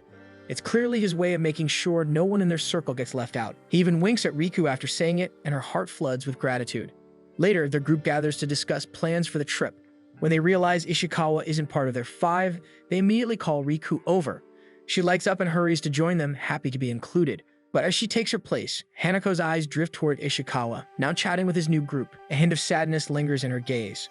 Hanako remembers the quiet moment she shared with Ishikawa earlier. He had already anticipated the issue with the group, 6 friends needing to split into 5. Calmly, he decided he would be the one to step away, knowing he had other friends to join. He made it seem casual, but Hanako noticed how Ishikawa tended to joke when something weighed on him. During that conversation, he confessed that after sharing a room with Matsuboshi during a previous vacation, he came to a quiet realization. He believed Matsuboshi and Reina would be better off without his presence. So for this trip, he asked Hanako to look after the two in his absence. Now shifting to the present, Hanako is assigned to be the task leader for their school trip. With this, she gathers the group and asks each member for their suggested destinations. Hanako is the first to share her idea. She suggests Yonryu Cuteland, a place with cute characters and colorful attractions. Mitsuki then opens a magazine she brought along and points to a page featuring a sweets-themed location. Both Riku and Reina politely pass for now, admitting they don't have any specific place in mind yet. When it's Matsuboshi's turn, he takes a moment to think. One place quickly comes to mind, Tokyo Dennisisi. It's a well-known destination, but that's not the only reason he chooses it. He remembers a day when he and Reina passed by a poster of Dennisisi. She had looked at it with fascination and softly said she wanted to visit it someday. That small moment stayed with him. As soon as he suggests it, the group lights up with excitement. Reina, meanwhile, turns red, clearly flustered by the thoughtfulness behind Matsuboshi's suggestion. With everyone in agreement, they settle on Dennisisi as their destination. When the day of the trip arrives, the group boards the plane with excitement. Matsuboshi finds himself seated beside Reina. It isn't Reina's first time flying, but for Matsuboshi, it's a brand new experience. Seated in front of them is Ishikawa, already hyped for the flight. Unlike him, Matsuboshi can't stop thinking about the dangers of flying. His mind spirals into every unlikely scenario possible. As the plane begins to move, Matsuboshi starts to visibly tremble. Without saying a word, she gently reaches for his hand to offer comfort. Reina quietly admits that flying makes her nervous too, so he shifts his grip, placing his hand over hers with more certainty. This somehow eases his anxiety. With this, Reina turns red, flustered. Meanwhile, sitting just behind them, Tubaru is completely overwhelmed by their sweet interaction. She suddenly gushes blood from her nose while her colleague panics at the scene. Sometime later, the plane finally lands in Tokyo, and the students gather in their groups, buzzing with excitement for their school trip. Though their friend group looks forward to visiting Dennisisi, the day's schedule follows a different agenda. The class boards a specialized train that travels through various parts of the city. During the ride, they're introduced to the diverse infrastructure of Tokyo, like unique architecture referred to as trees. Each student also receives a pamphlet outlining the sites. By nightfall, the group settles into their accommodations. Inside the room, the girls pass the time by playing cards and chatting. Suddenly, their teacher enters to remind them of the approaching lights out. Taking the hint, the girls wrap up their game and tuck into bed early, eager to rest before tomorrow's adventure. As lights out approaches, Reina, Hanako, and Mitsuki keep talking, whispering about how quickly the day passed. Just then, Reina's phone buzzes. It's a call from Matsuboshi. Unlike the quiet girls' room, the boys' quarters remain noisy despite the late hour. Matsuboshi calls to check on Reina before turning in, expressing how excited he is for their trip to Dennisisi the next day. They both look forward to having a lot of fun together. The next morning, their friend group finally arrives at Dennisisi, filled with excitement. As they gather near the entrance, Hanako takes the lead in making sure everyone has their ticket ready. Confidently, Matsuboshi reaches for the envelope where he thought he placed his own ticket, only to feel a wave of panic. It's not there. He checks again, still nothing. Rummaging through his bag yields the same result. His excitement turns into shock as he realizes the ticket is truly missing.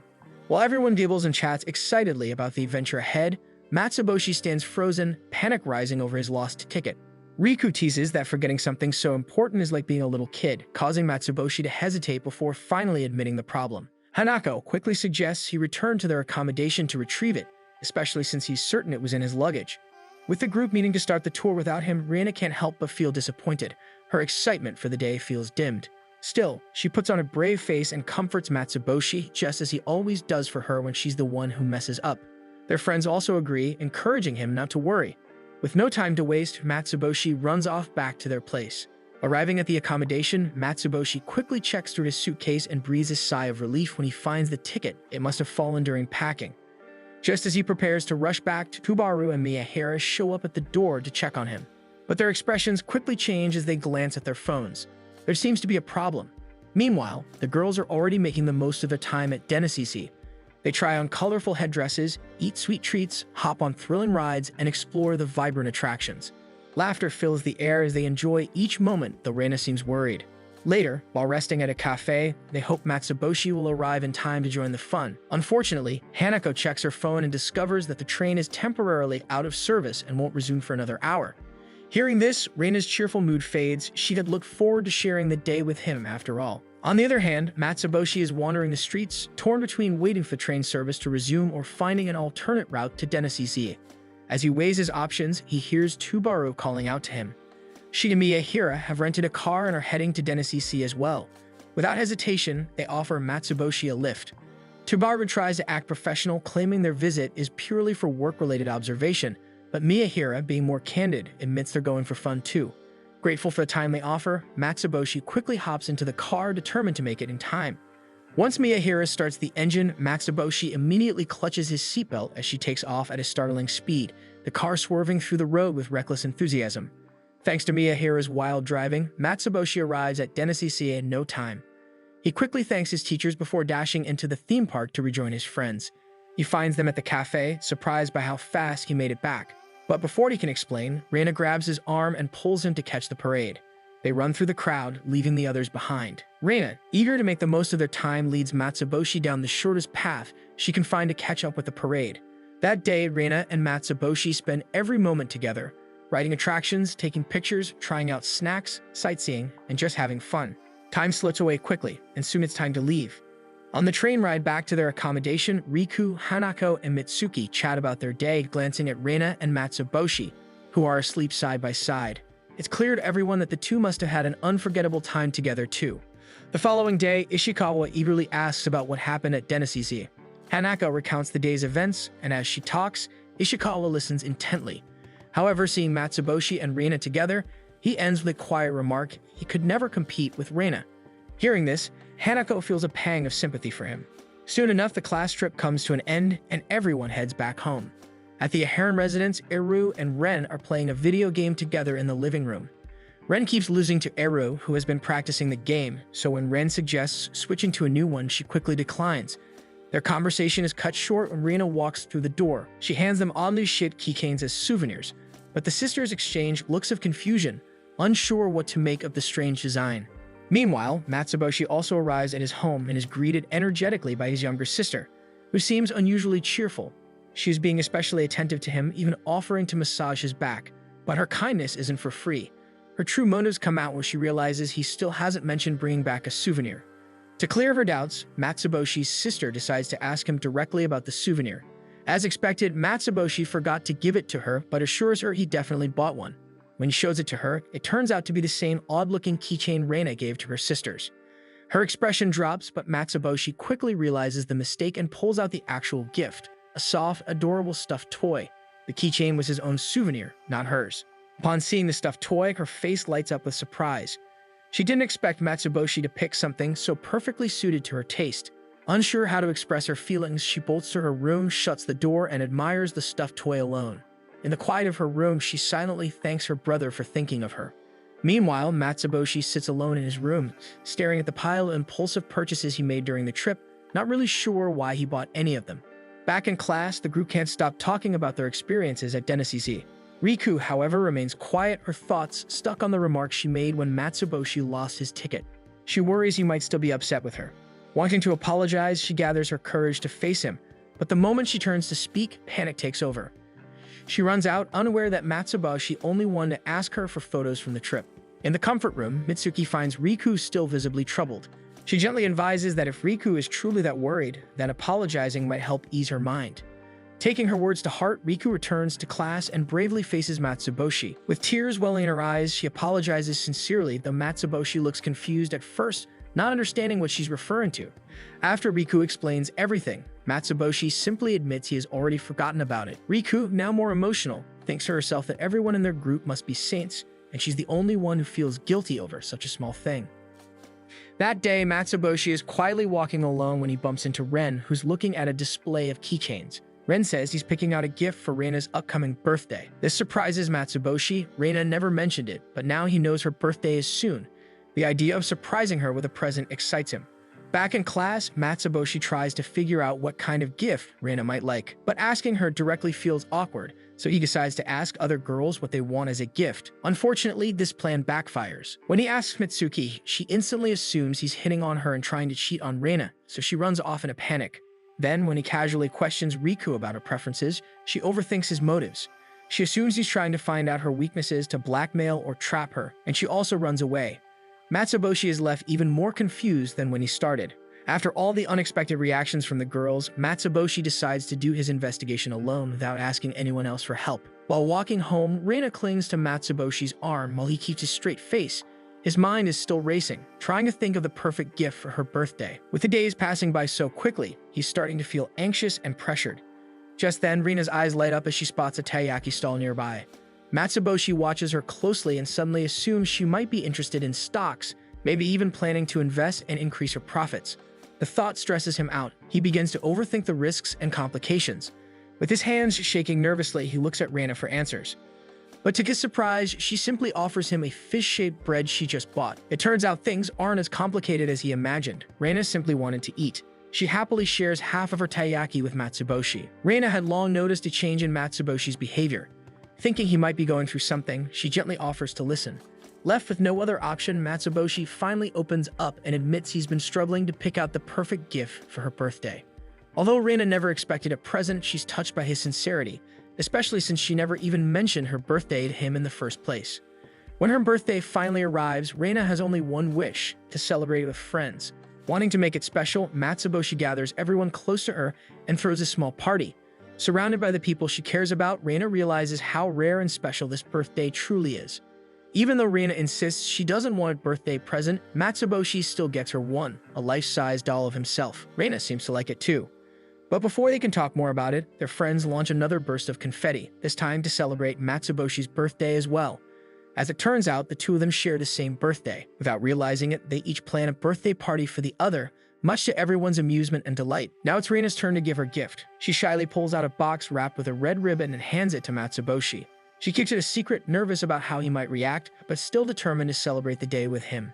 When Matsuboshi opens the box, he is shocked to see it's the exact same gift he gives her, a life-size doll of himself. Later that day, Matsuboshi decides to finally organize his messy boxes.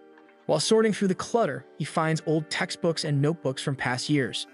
Among them, he discovers his old diary, filled with random thoughts he once wrote down. Curious, he shares the diary with Reina, who becomes instantly interested in reading it. So instead, Matsuboshi proposes making an exchange diary. Instead of texting or using social media, they'll take turns writing in the same notebook, sharing their thoughts and feelings in an old-fashioned way. Reina also lights up at the idea and eagerly agrees. Later that day, they go shopping together to find the perfect diary for their exchange. After browsing through several shelves, they finally pick one they both like. Matsuboshi writes the first entry that night with his unique tone and writing, then hands it to Reina the next day. When Reina returns the diary, Matsuboshi is stunned. She has written 10 whole pages in a single day. Feeling the pressure to match her effort, Matsuboshi tells himself that his next entry has to be just as epic. But when he opens the diary again, he's surprised to find it's not the same notebook. Reina has used a different one. This one includes drawings alongside the text, and Matsuboshi begins to overanalyze everything. His imagination runs wild. He starts thinking the innocent drawings might be part of some secret Aharen family ritual. The apples could be symbols of original sin, the trees a metaphor for death, and the basket of fruit a representation of endless greed. His thoughts spiral deeper into nonsense, convincing himself that Reina has given him a dangerous book full of forbidden knowledge. Ripping the diary, Matsuboshi wonders if he's now burdened with a secret he was never meant to know. The next day in class, Matsuboshi greets Reina and hints to her about the secret information he discovered.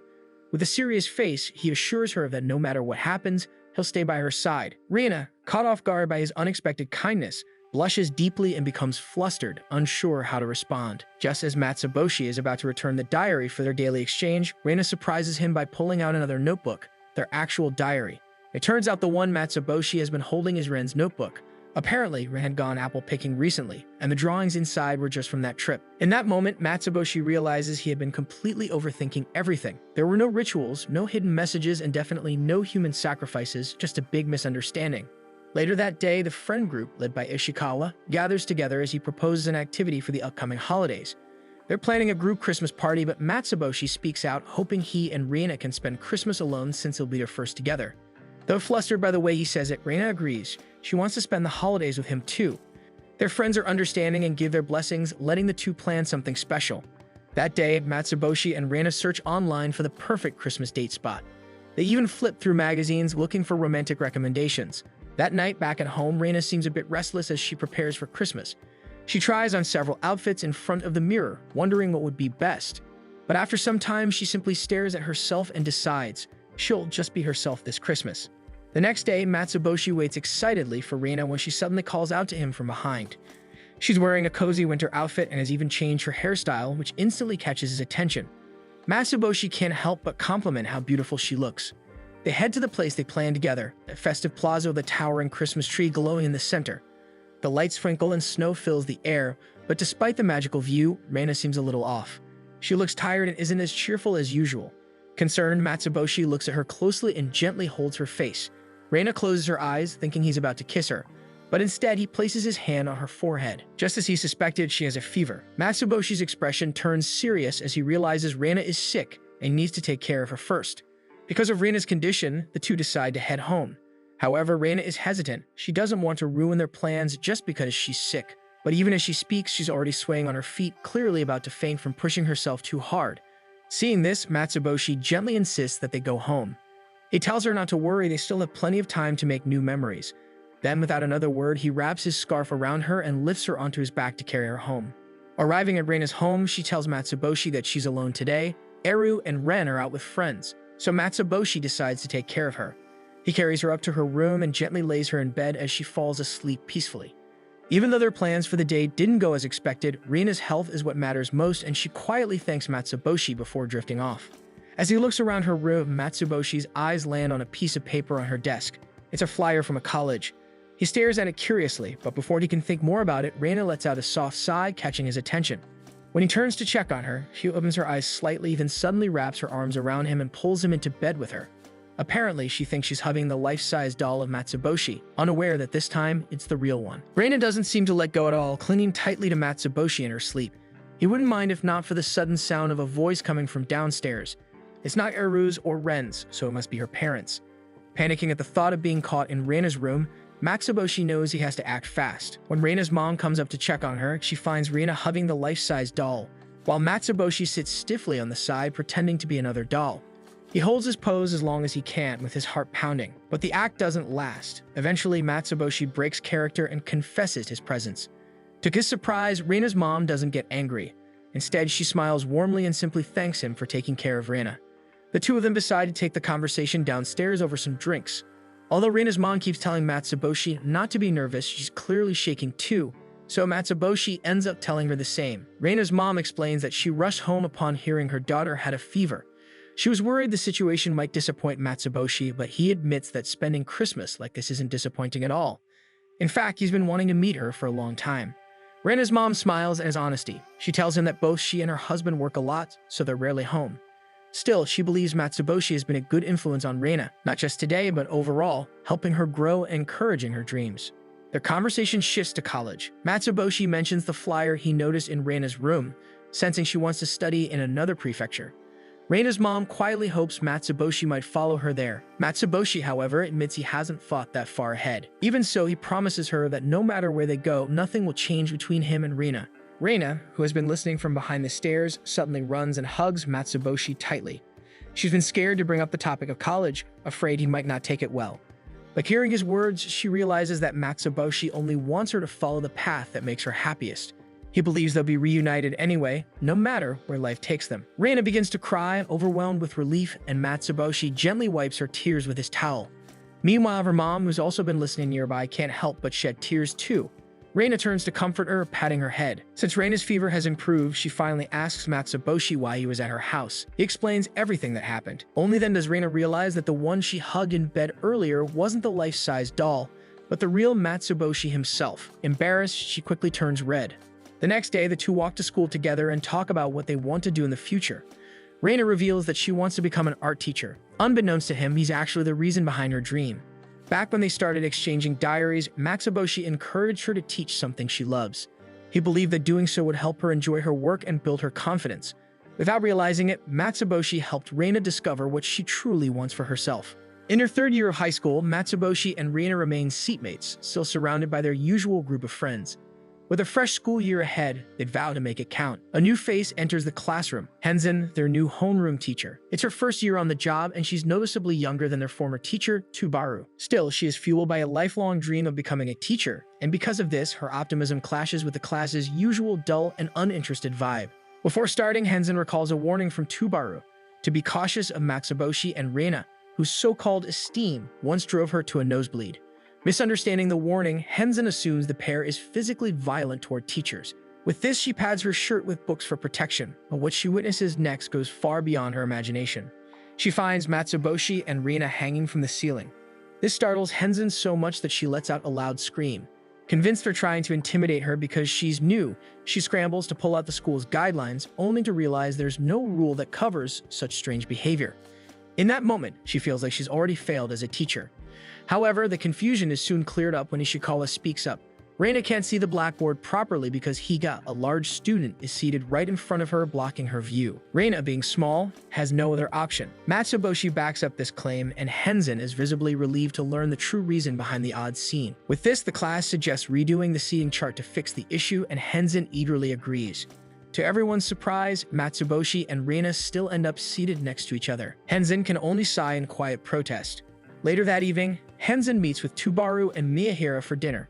Frustrated by the day's events, she begins to question if she's truly cut out to be a teacher. Seeing her discouragement, Tubaru offers her some heartfelt advice and assures her that she can always turn to her for help.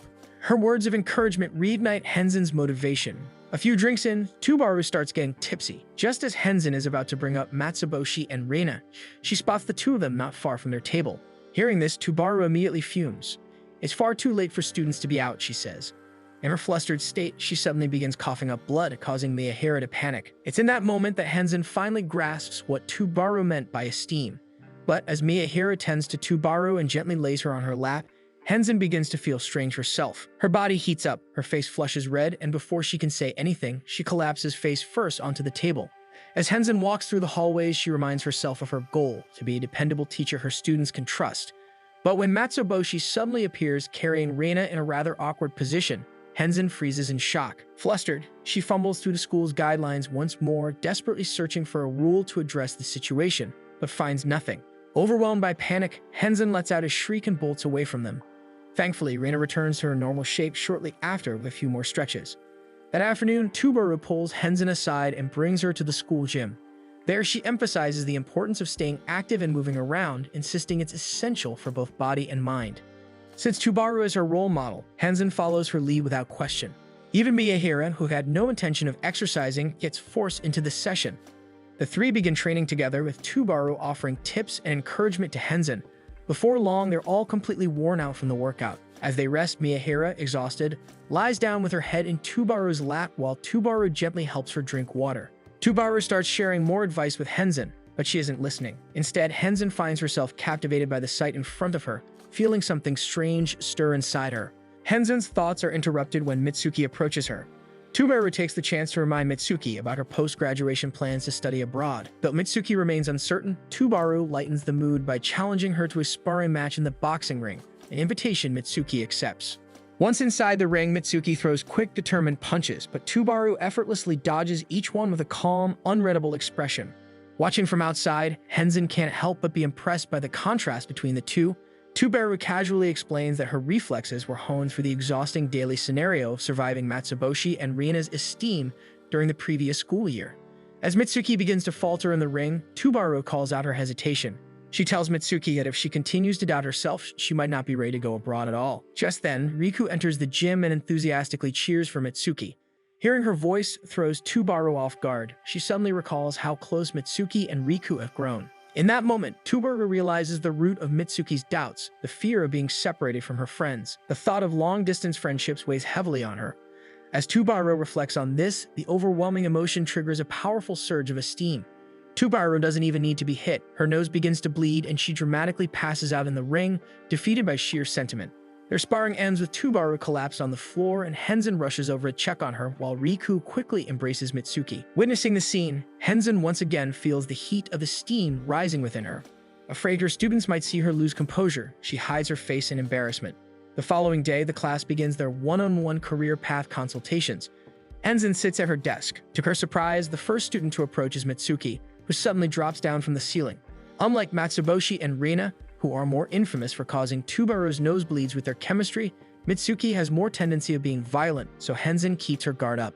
As Henzin pulls out her file, she discovers that Mitsuki is actually considering a degree in beauty overseas. Despite this, Mitsuki's face is clouded with uncertainty. She's torn between attending a beauty school or pursuing sports instead. Henzin listens carefully and agrees that while she received multiple scholarship offers in sports, and it would certainly make others proud, the choice must come from Mitsuki herself.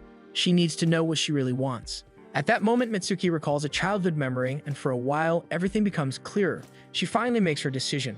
Seeing this, Henzin offers a gentle piece of advice about the reality of being far from friends and how that distance doesn't lessen their bond. Her words seem to work as Mitsuki ease her doubts. Just when Henzin begins to feel proud of herself for finally doing something right, she sees Mitsuki walk out of the room in tears. Reina quickly comforts her with a soft pat on the head, and that's when Henzin loses her composure. The overwhelming wave of esteem hits her hard. She keeps telling herself to stay strong, but when Hanako, the next student in line, glances at her with concern, it's already too late. Henzin has collapsed face first on her desk, blood pouring from her nose. The next day, Mitsuki wakes up early, goes out for a run, takes a quick bath, and gets ready to head out. Meanwhile, on the way to school, Matsuboshi calls out to Reina and is greeted by her usual arm embrace. However, he suddenly senses something strange, an intense pressure, almost like bloodlust, lurking nearby. While deep in thought, trying to figure out where it's coming from, Mitsuki suddenly pops out from behind, startling him so much that he jumps in shock. As the three start talking, out of nowhere, Mitsuki is hit by a sudden upper kick. Thankfully, her quick reflexes and martial arts skills kick in, and she manages to block the attack just in time. She quickly recognizes the attacker. It's Aragaki, the opponent she defeated during her last martial arts match. Ever since that loss, Aragaki has been training relentlessly, driven by the goal of beating Mitsuki in a rematch. Unfortunately for her, Mitsuki has decided not to join the tournament this year. Confused and frustrated, Aragaki demands an explanation. Mitsuki calmly tells her that martial arts is simply something she no longer wants to pursue. But Aragaki refuses to believe it. She assumes Mitsuki must be shifting to another sport if she denies that as well. Overwhelmed, Aragaki falls to the ground in tears. She can't understand how someone with Mitsuki's raw talent could walk away from martial arts so easily. Refusing to accept her decision, Aragaki challenges her to one final match and sets an ultimatum. If Mitsuki wins, she must continue practicing and competing in martial arts. But if she loses, she is free to quit martial arts and chase any path she desires. So they proceed with their battle. Just as it begins, Mitsuki collapses to the ground. Aragaki immediately realizes she's throwing the match on purpose, hoping to secure her freedom. Mitsuki tries to hide her intentions by praising how much stronger Aragaki has become through his training. Then, she confesses something unexpected. She was actually one of the reasons she chose to quit. After winning last year's match, she knew Aragaki would only grow stronger. Meanwhile, no matter how hard she trained, she got plateau. In search of a breakthrough, she tried other sports, but nothing seemed to work. Although Aragaki doesn't seem to believe her, she continues throwing punches at Mitsuki. She defends herself, insisting that she only wants to chase her true dream. Her determination to quit martial arts and do what she loves infuriates Aragaki, and the fight grows more intense as Mitsuki slowly starts fighting back. Aragaki's dream has always been to defeat Mitsuki, and now that goal is slipping away. In the middle of the clash, Mitsuki has a sudden flashback. Back when they were kids, she and Reina were very close. Reina once pinned up Mitsuki's hair for her, a simple gesture that bonded them. Wanting to return the favor, Mitsuki learned different hairstyles from her mother so she could do Reina's hair too. One day, after Reina fell into the bushes and got her hair tangled, Mitsuki volunteered to fix it. The results were amazing. Reina hugged her in gratitude, and soon everyone in class began admiring Reina's hairstyle. Mitsuki's talent was recognized, and many classmates started asking her to style their hair like Reina's. That day, when Mitsuki went home, she told her mom that she wanted to become a beautician. Although she was unsure back then, her mother encouraged her, saying that if she kept chasing it, her dream would eventually come true. Back in the present, just as Aragaki is about to throw a powerful punch to finish the fight, she's stunned. Mitsuki counters her attack with precision. She keeps fighting while firmly explaining that dreams are something you chase for yourself, not something you force or pin down onto others. With one swift kick, Aragaki falls and Matsuboshi and Reina watch in awe. Mitsuki declares her intention to continue martial arts, not as a career, but because she still enjoys it. She plans to keep training while pursuing a different path. Hearing this, Aragaki beams with joy and rushes off, eager to train for their next rematch. The intense match helps Mitsuki clear her thoughts, but as soon as Aragaki leaves, her body gives out from exhaustion. Thankfully, Reina lets her rest on her lap and gently fixes her disheveled hair. In return, Mitsuki silently promises to style Reina's hair on her wedding day. As the three prepare to return to class, a crowd begins to gather. Students from various sports, each eager to challenge Mitsuki next. Overwhelmed and with extreme panic setting in, she bolts out, sprinting away from the crowd in frantic escape. In the morning, Reina busies herself preparing lunch with Ero when Ren suddenly greets them with a cheerful song. Ren explains that they're preparing for the upcoming school musical, and everyone is encouraged to practice more. In response, Reina playfully sings her next sentence. To everyone's surprise, her voice is stunning. Ero and Ren are left in awe, clapping excitedly and urging her to sing more. Later that morning, class begins as usual. Matsuboshi arrives just in time and casually greets Riku. Moments later, Reina walks in, but instead of speaking normally, she sings her greeting in a lively, theatrical tone. Matsuboshi freezes, visibly stunned, caught off guard by her sudden shift into musical flair. He silently wonders what has sparked this unusual behavior. Matsuboshi thinks it over and concludes that musicals are actually an old-fashioned way to express one's emotions openly. With that, he starts to believe Reina might be using this style to express her feelings for him. But as he watches her sing and add light dance movements, he feels drawn in. Unable to resist, he decides to join her.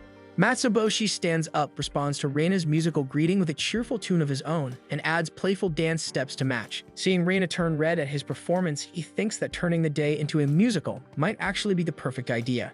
When Ishikawa and Hanako arrive, Matsuboshi and Reina greet them in song and dance, still fully immersed in the act. Amused and curious, Ishikawa and Hanako decide to join in. Just in time, Mitsuki arrives and is completely stunned by the unusual scene unfolding in the classroom. Matsuboshi and Reina greet her in a cheerful, melodic tone, prompting Mitsuki, though unsure at first, to respond in a way that matches their musical rhythm. Meanwhile, Riku, watching from his seat, is utterly baffled by what everyone is doing and silently decides she should just keep her distance at the moment. Later that day, their subject teacher, Tubaru, begins her class as usual, discussing the lesson at the front. But when she instructs the class to take out their printouts, Matsuboshi stands up dramatically and sings his request for Reina to lend him hers. Reina joins in without hesitation, singing as she moves her desk closer to his and shares the handouts so they can read together. Tubaru's eyes begin to heat up as she watches the scene unfold. As she realizes what's happening, she compares it to the lyrical poetry exchanged by lovers during the Heian period. Overwhelmed by the sight of these lovers, she can feel the surge of esteem rise up until she can no longer contain it. Her nose erupts in a dramatic gush of blood. Meanwhile, Henzen is outside, struggling to carry a large pot of roses that completely blocks her vision. Seeing this, Matsuboshi rushes over to help, singing his offer in charming melody. Reina joins in as well, harmonizing as she offers her assistance. Henzen gratefully accepts their help, relieved to finish just in time before her big announcement. Still, despite her appreciation, she can't help but feel a gust of awkwardness. Matsuboshi and Reina continue singing their replies to everything she says, as if in their own musical. Once Henzen leaves, Reina notices the scent of roses clinging to her clothes. Matsuboshi catches a whiff too, and is momentarily stunned. To him, Reina now resembles a noble highborn rose. As they walk back to class together, the lingering scent makes it hard for Matsuboshi to think straight. Meanwhile, Riku sits in quiet contemplation. Today, she's finally gathered the courage to ask Reina to have lunch with her. But when she turns to Reina and Matsuboshi, she immediately freezes. They're still locked in their melodramatic musical act, speaking like characters from a period drama, asking one another out to dine. The vibe is so unusual that Riku slowly sinks back into her seat, deciding she'd rather not get dragged into whatever strangeness is happening between the two. Matsuboshi forgets to bring lunch, so he and Reina decide to head to the cafeteria to buy bread. However, upon arrival, they are met with a sea of hungry students flooding the area. Surprisingly, the crowd parts for them as if recognizing their presence. With that, they approach the counter only to discover that all the bread is sold out. Crushed, Matsuboshi dramatically collapses in despair, but Reina offers to share her rice with him. They sing this entire exchange in heartfelt, melodic tones, expressing not just their hunger but their deep care for one another, as if they're truly characters in a stage musical. By the end of their performance, the whole cafeteria bursts into applause. Moved by what they perceive as a love story unfolding before them, several students even offer their own lunches to the two. Meanwhile, Henzen and Tubaru observe from a distance. Neither of them understands what just happened. All they know is that the scene radiates such intense romantic energy, and they suddenly feel a huge esteem rising up again until Tubaru's nose gushes with blood and they both pass out. On their way home, Matsuboshi and Reina reflect on how powerful music can be. They agree that it moves people in unexpected ways. As they walk, Matsuboshi's thoughts wander toward the idea of aristocracy. He muses about how nobles once faced political marriages, unions neither side truly wanted but were bound to for status and duty. With that, he decides to pick up his phone and do something. Back at home, Matsuboshi arrives to find his sister frantically searching the kitchen. Her last piece of pudding is missing, and she suspects him immediately. Hoping to soften her anger, Matsuboshi tries expressing his reason through a song, but instead, his sister only grows even more furious. Her anger intensifies, and she storms off to her room, leaving Matsuboshi stunned at how differently she responded to his song. At that same time, his mother returns home and hands him her phone. It contains the family tree he requested earlier. Matsuboshi opens it with anticipation, however, it only reveals nothing but generations of commoners. The next day, everyone is preoccupied with the upcoming exams, feeling a mix of emotions. Amid the tension, Riku sees an opportunity.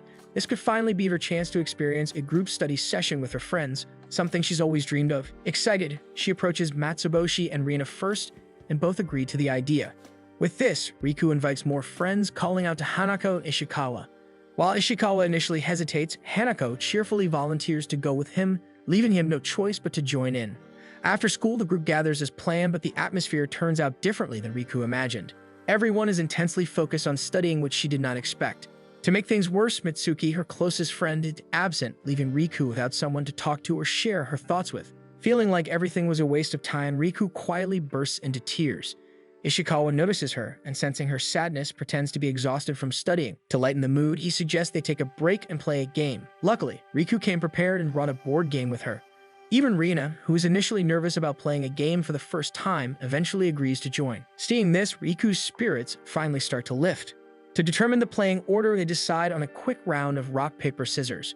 Hanako wins and goes first, landing on a lucky block in the game. Ishikawa follows, but his turn doesn't go as well. He loses a large amount of in-game money. Matsuboshi helps guide Reina, who surprisingly picks up the game quickly and even gets lucky on her first spin. Matsuboshi, on the other hand, isn't as fortunate. Riku finally gets her turn but ends up unlucky as well. As the game progresses, the players transition to the latter part of the board where they begin receiving job cards.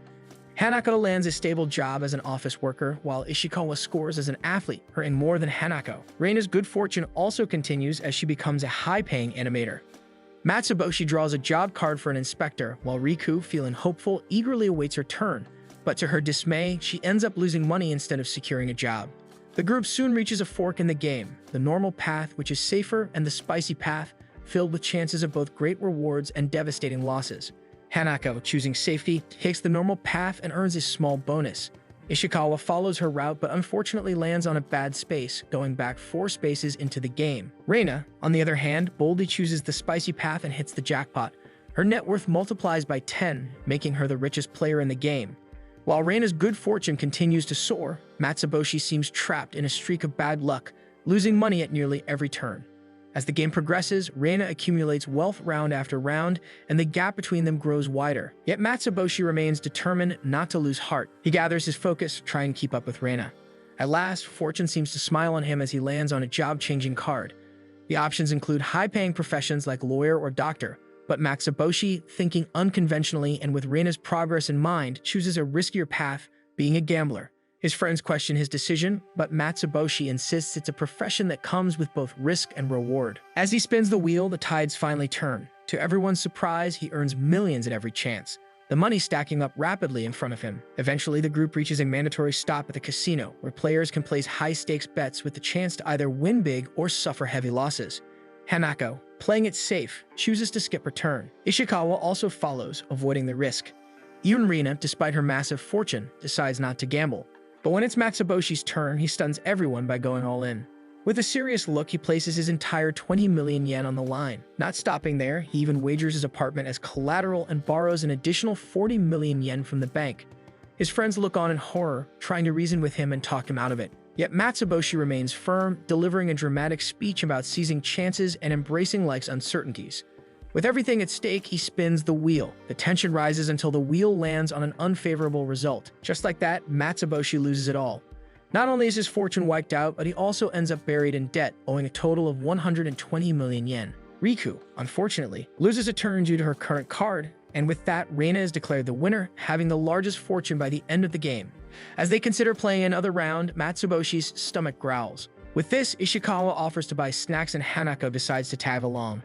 While walking back with the purchased snacks, Hanako and Ishikawa begin talking about the surprising turn of events between Matsuboshi and Reina.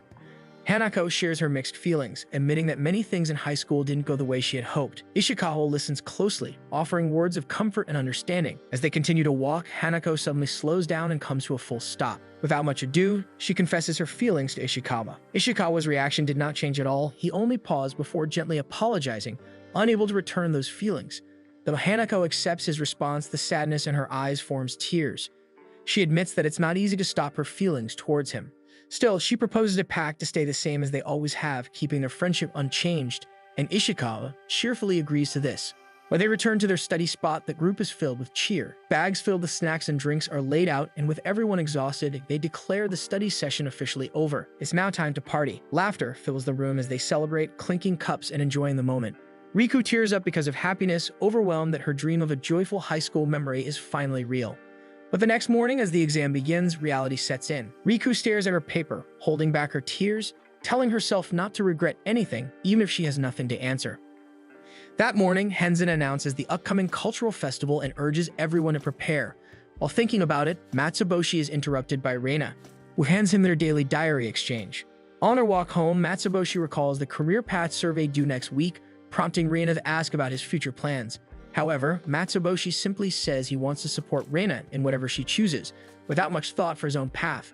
While this sentiment warms Reina's heart, it also makes her wonder. Matsuboshi always says things like that, but deep down, what dream does he truly hold for himself? The question lingers in Matsuboshi's mind, and the next day, he still finds himself thinking about it. Trying to lift his spirits, he decides to reconnect with his roots. He digs out his old kindergarten album, hoping to rediscover his forgotten aspirations. With newfound determination, he shares his idea with Reina. He wants to revisit his childhood dreams to see if any of them still spark joy or inspiration. Reina agrees to help him out, and together they flip through the pages of the old notebook until Matsuboshi finds his childhood list. The first dream is to become a baker, so he gives it a shot and bakes a cake, but the result is far from perfect. Next, he tries being a manga artist, sketching cute characters, but even that fails to spark any excitement within him. Determined, he moves on to calligraphy, then tries his hand at being a makeup artist, and even went beyond as a deep-sea diver. But despite all their efforts and enthusiasm, nothing feels right. Discouraged, Matsuboshi ends up sulking in a quiet corner. Reina soon approaches, carrying 2 drinks. They sit together in silence for a while before Matsuboshi shares his frustration, fearing that maybe there's nothing waiting for him. Reina, however, offers him comforting words. She reminds him that it was him who helped her realize her own dreams, so he should not be discouraged. Reina looks up to Matsuboshi, admiring how considerate, kind, and supportive he always is. His presence in her life has guided her through uncertain moments, and because of this, she dreams of becoming a teacher, someone who can be just like him. With all the ways Matsuboshi has helped her, Reina hopes he won't give up on himself so easily. Later that day, back in class, Hanako, who's leading their cultural festival preparations, announces the chosen activity, a chic cafe. With the concept decided, the next step is dividing responsibilities. For cooking and desserts, Reina volunteers. For costumes, Reina also knows how. When interior decorations come up, Reina is chosen once again. Matsuboshi quietly observes her take on each role with confidence and grace. Seeing Reina so sure and capable makes him admire her even more.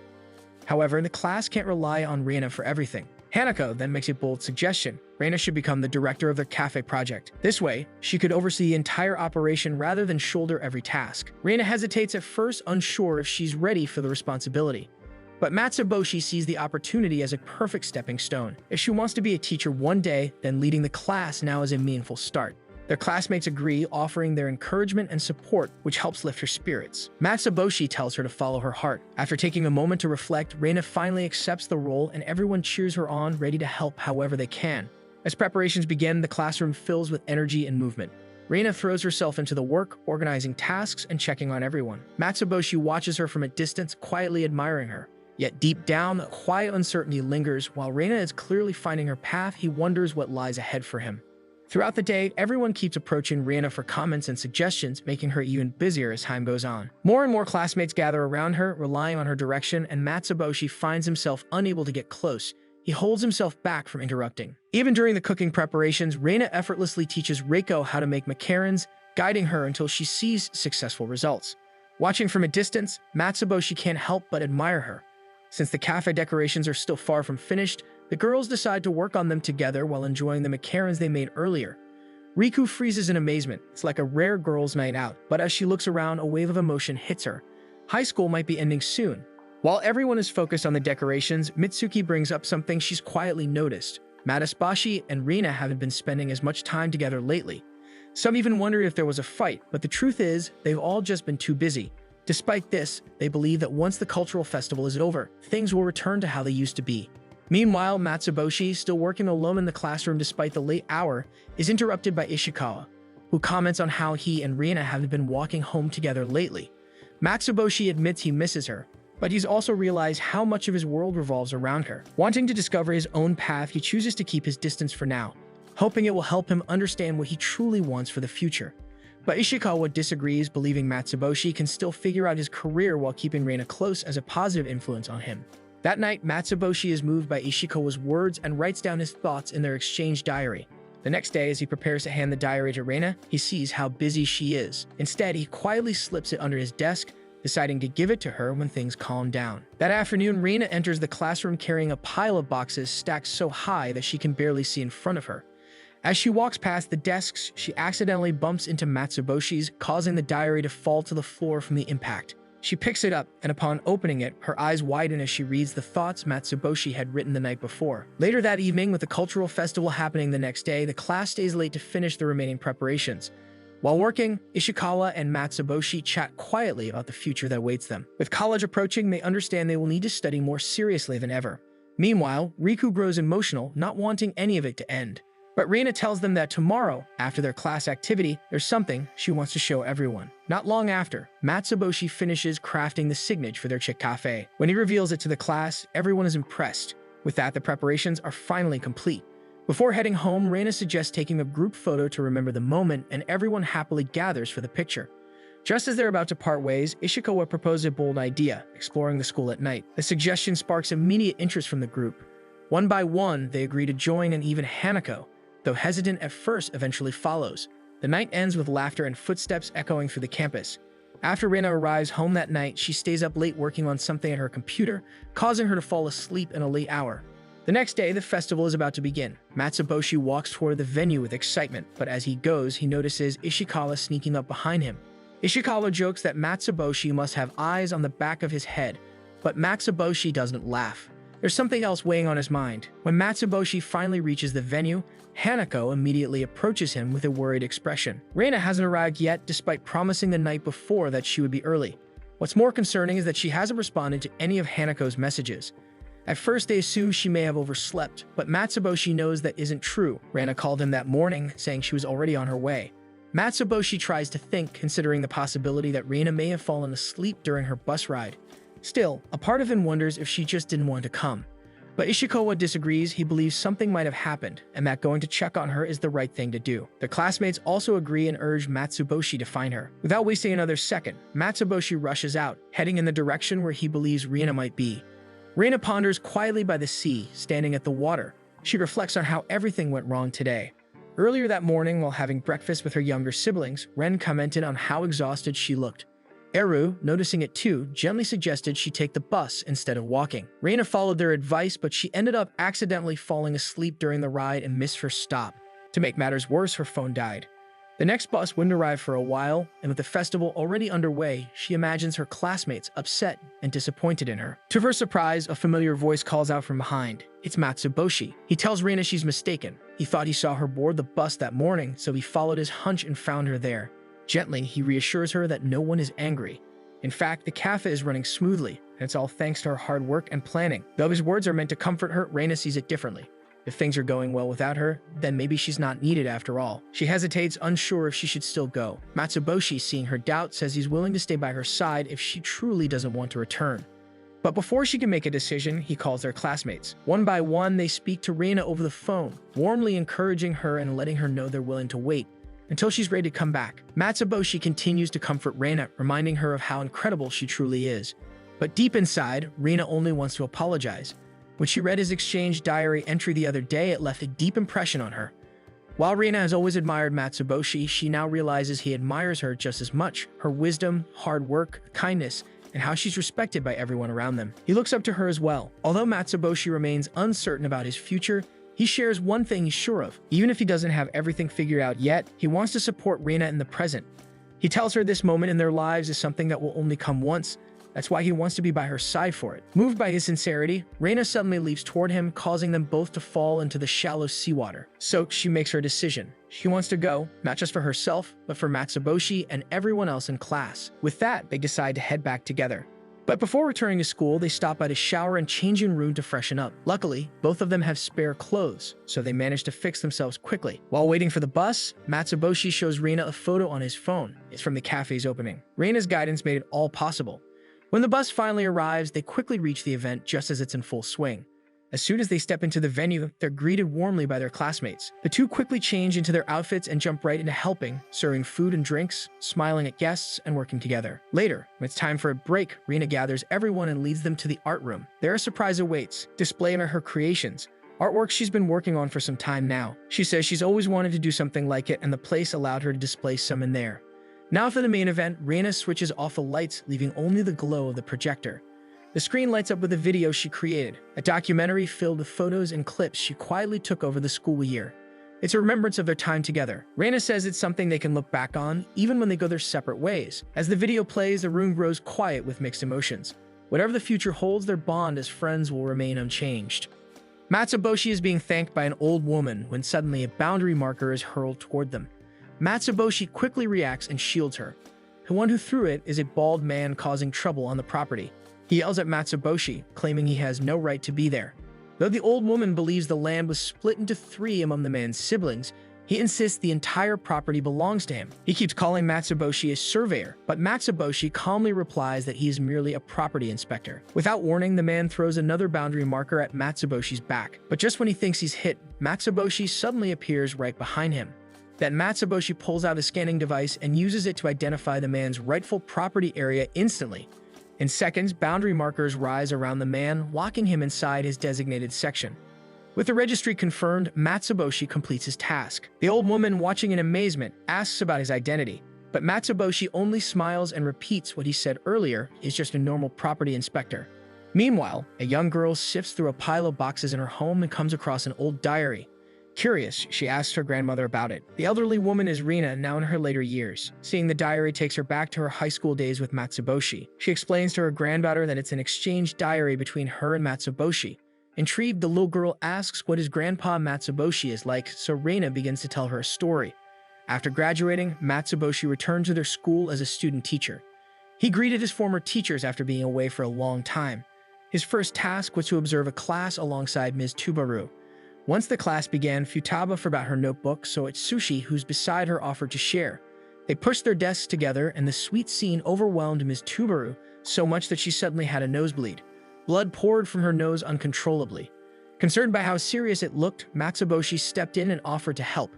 He quickly took over the class while Ms. Tubaru was taken care of. At that moment, Matsuboshi introduced himself to the class and proceeded to teach the lesson for the first time. After the class ended, he walked with Ms. Tubaru, who thanked him for stepping in to help. Meanwhile, Henzen, having heard about Tubaru's sudden nosebleed, rushed in to check on her. At first, she assumed Matsuboshi was the cause of the chaos, but to her surprise, it was triggered by other students' interaction, and Matsuboshi had actually saved the situation. Seeing how much he had grown, Henzen became emotional and couldn't help but shed tears. This made Matsuboshi reflect. Though only 5 years had passed, it suddenly felt like he had returned to high school. He imagined Reina beside him as if no time had passed. Longing to see her again, he turned his head, and to his shock, Reina was really standing there. She told him she would be teaching art at the school that year. Reina recalled how Matsuboshi had once mentioned his plan to return and teach, so she decided to surprise him by applying too. Matsuboshi wanted to hug Reina tightly, but since they were in a professional setting and surrounded by their mentors, he held back. He explained that he had taken a year off before finally finding a job and expressed how happy he was to see Reina there. He thanked her for the surprise and promised to give her a tight hug once classes were over. Reina instantly scolded him. He couldn't say things like that with their mentors around. At that moment, Miyahira turned to check on her colleagues, only to find both Henzen and Tubaru collapse on the floor with blood pouring from their noses. Back in the present, Reina's grandchild is even more intrigued after hearing the story, especially knowing that Reina and Matsuboshi haven't seen each other since that day. Though Reina admits she was lonely, she tells her grandchild she held onto their promise all the same. One afternoon in class, some classmates wanted to take photos with them. But before they could, Matsuboshi suddenly told Reina that he wanted to improve himself. Then, he handed her an envelope with a letter inside, asking her to read it. Curious, Reina opened the letter, and the moment she read it, her face turned bright red. Matsuboshi quietly asked her how she felt about it and simply turned around and walked away once he heard her answer. In the hallway, Matsuboshi called out to Riku from behind and handed her an envelope.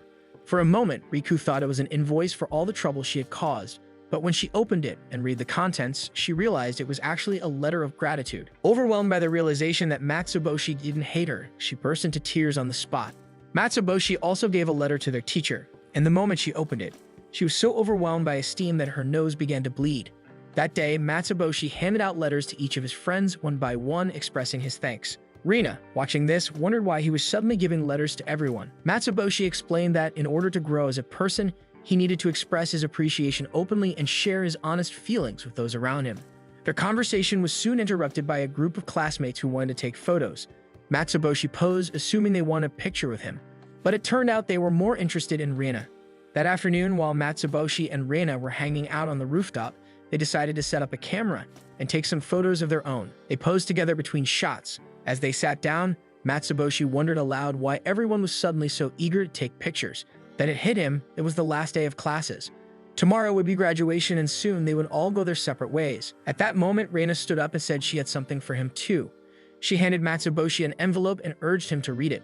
The next day, graduation arrived. The ceremony ended and it was finally over. Mitsuki was scheduled to leave for abroad the following week, and everyone else was preparing to walk their own paths. Hearing this, Riku couldn't help but feel emotional. Then Matsuboshi suddenly called out to Reina, asking about the letter she had given him. It turned out Reina had written that she wanted to break up with him.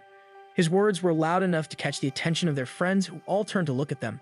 Reina explained that Matsuboshi had so much potential. Because he could do so many things, she believed he would eventually meet new people, some who might be better than her. Since they would be apart anyway, she felt the need to end things now. Tears welled up in Reina's eyes. She admitted she couldn't do anything without Matsuboshi by her side. But when it came to his future, she knew she couldn't be the one to hold him back. That's why she decided to break up with him.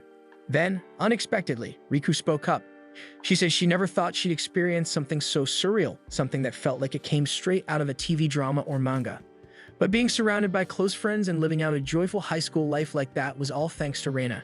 Riku got caught up in her emotions and stumbled over her words, but her message was clear. She wanted both Matsuboshi and Reina to be happy.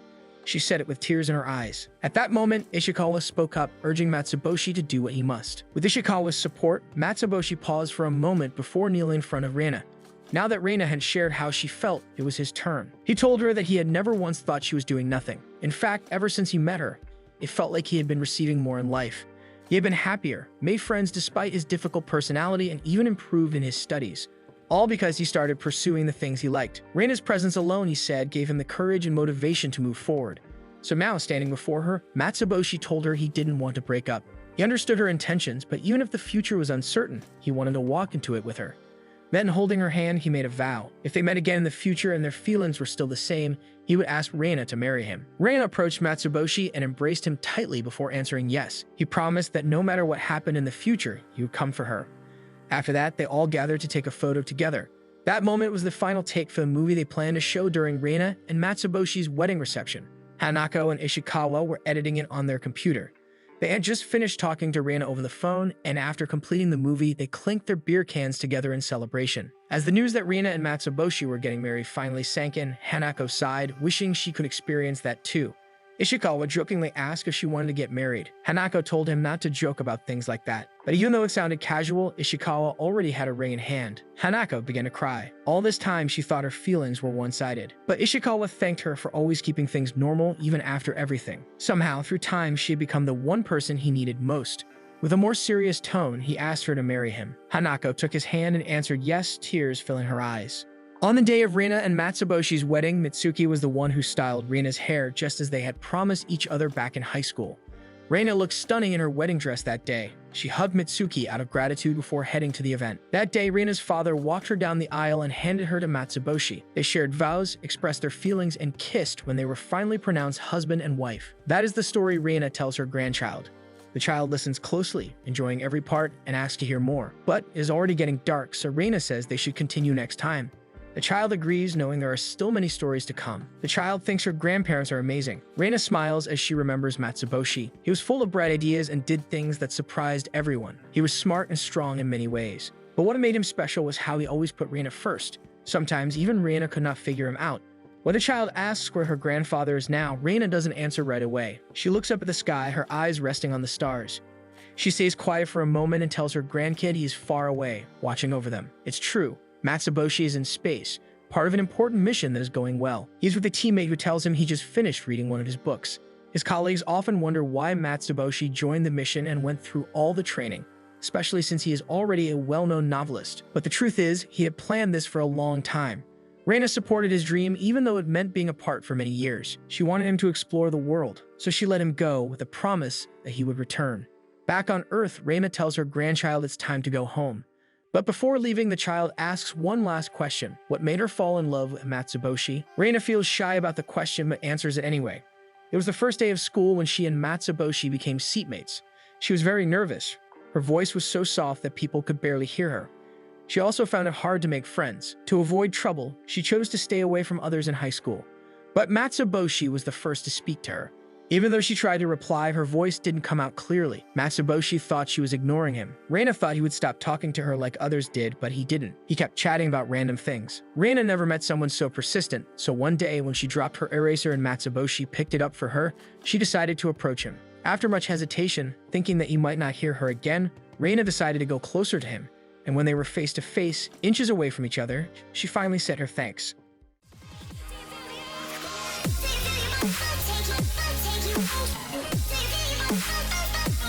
Take you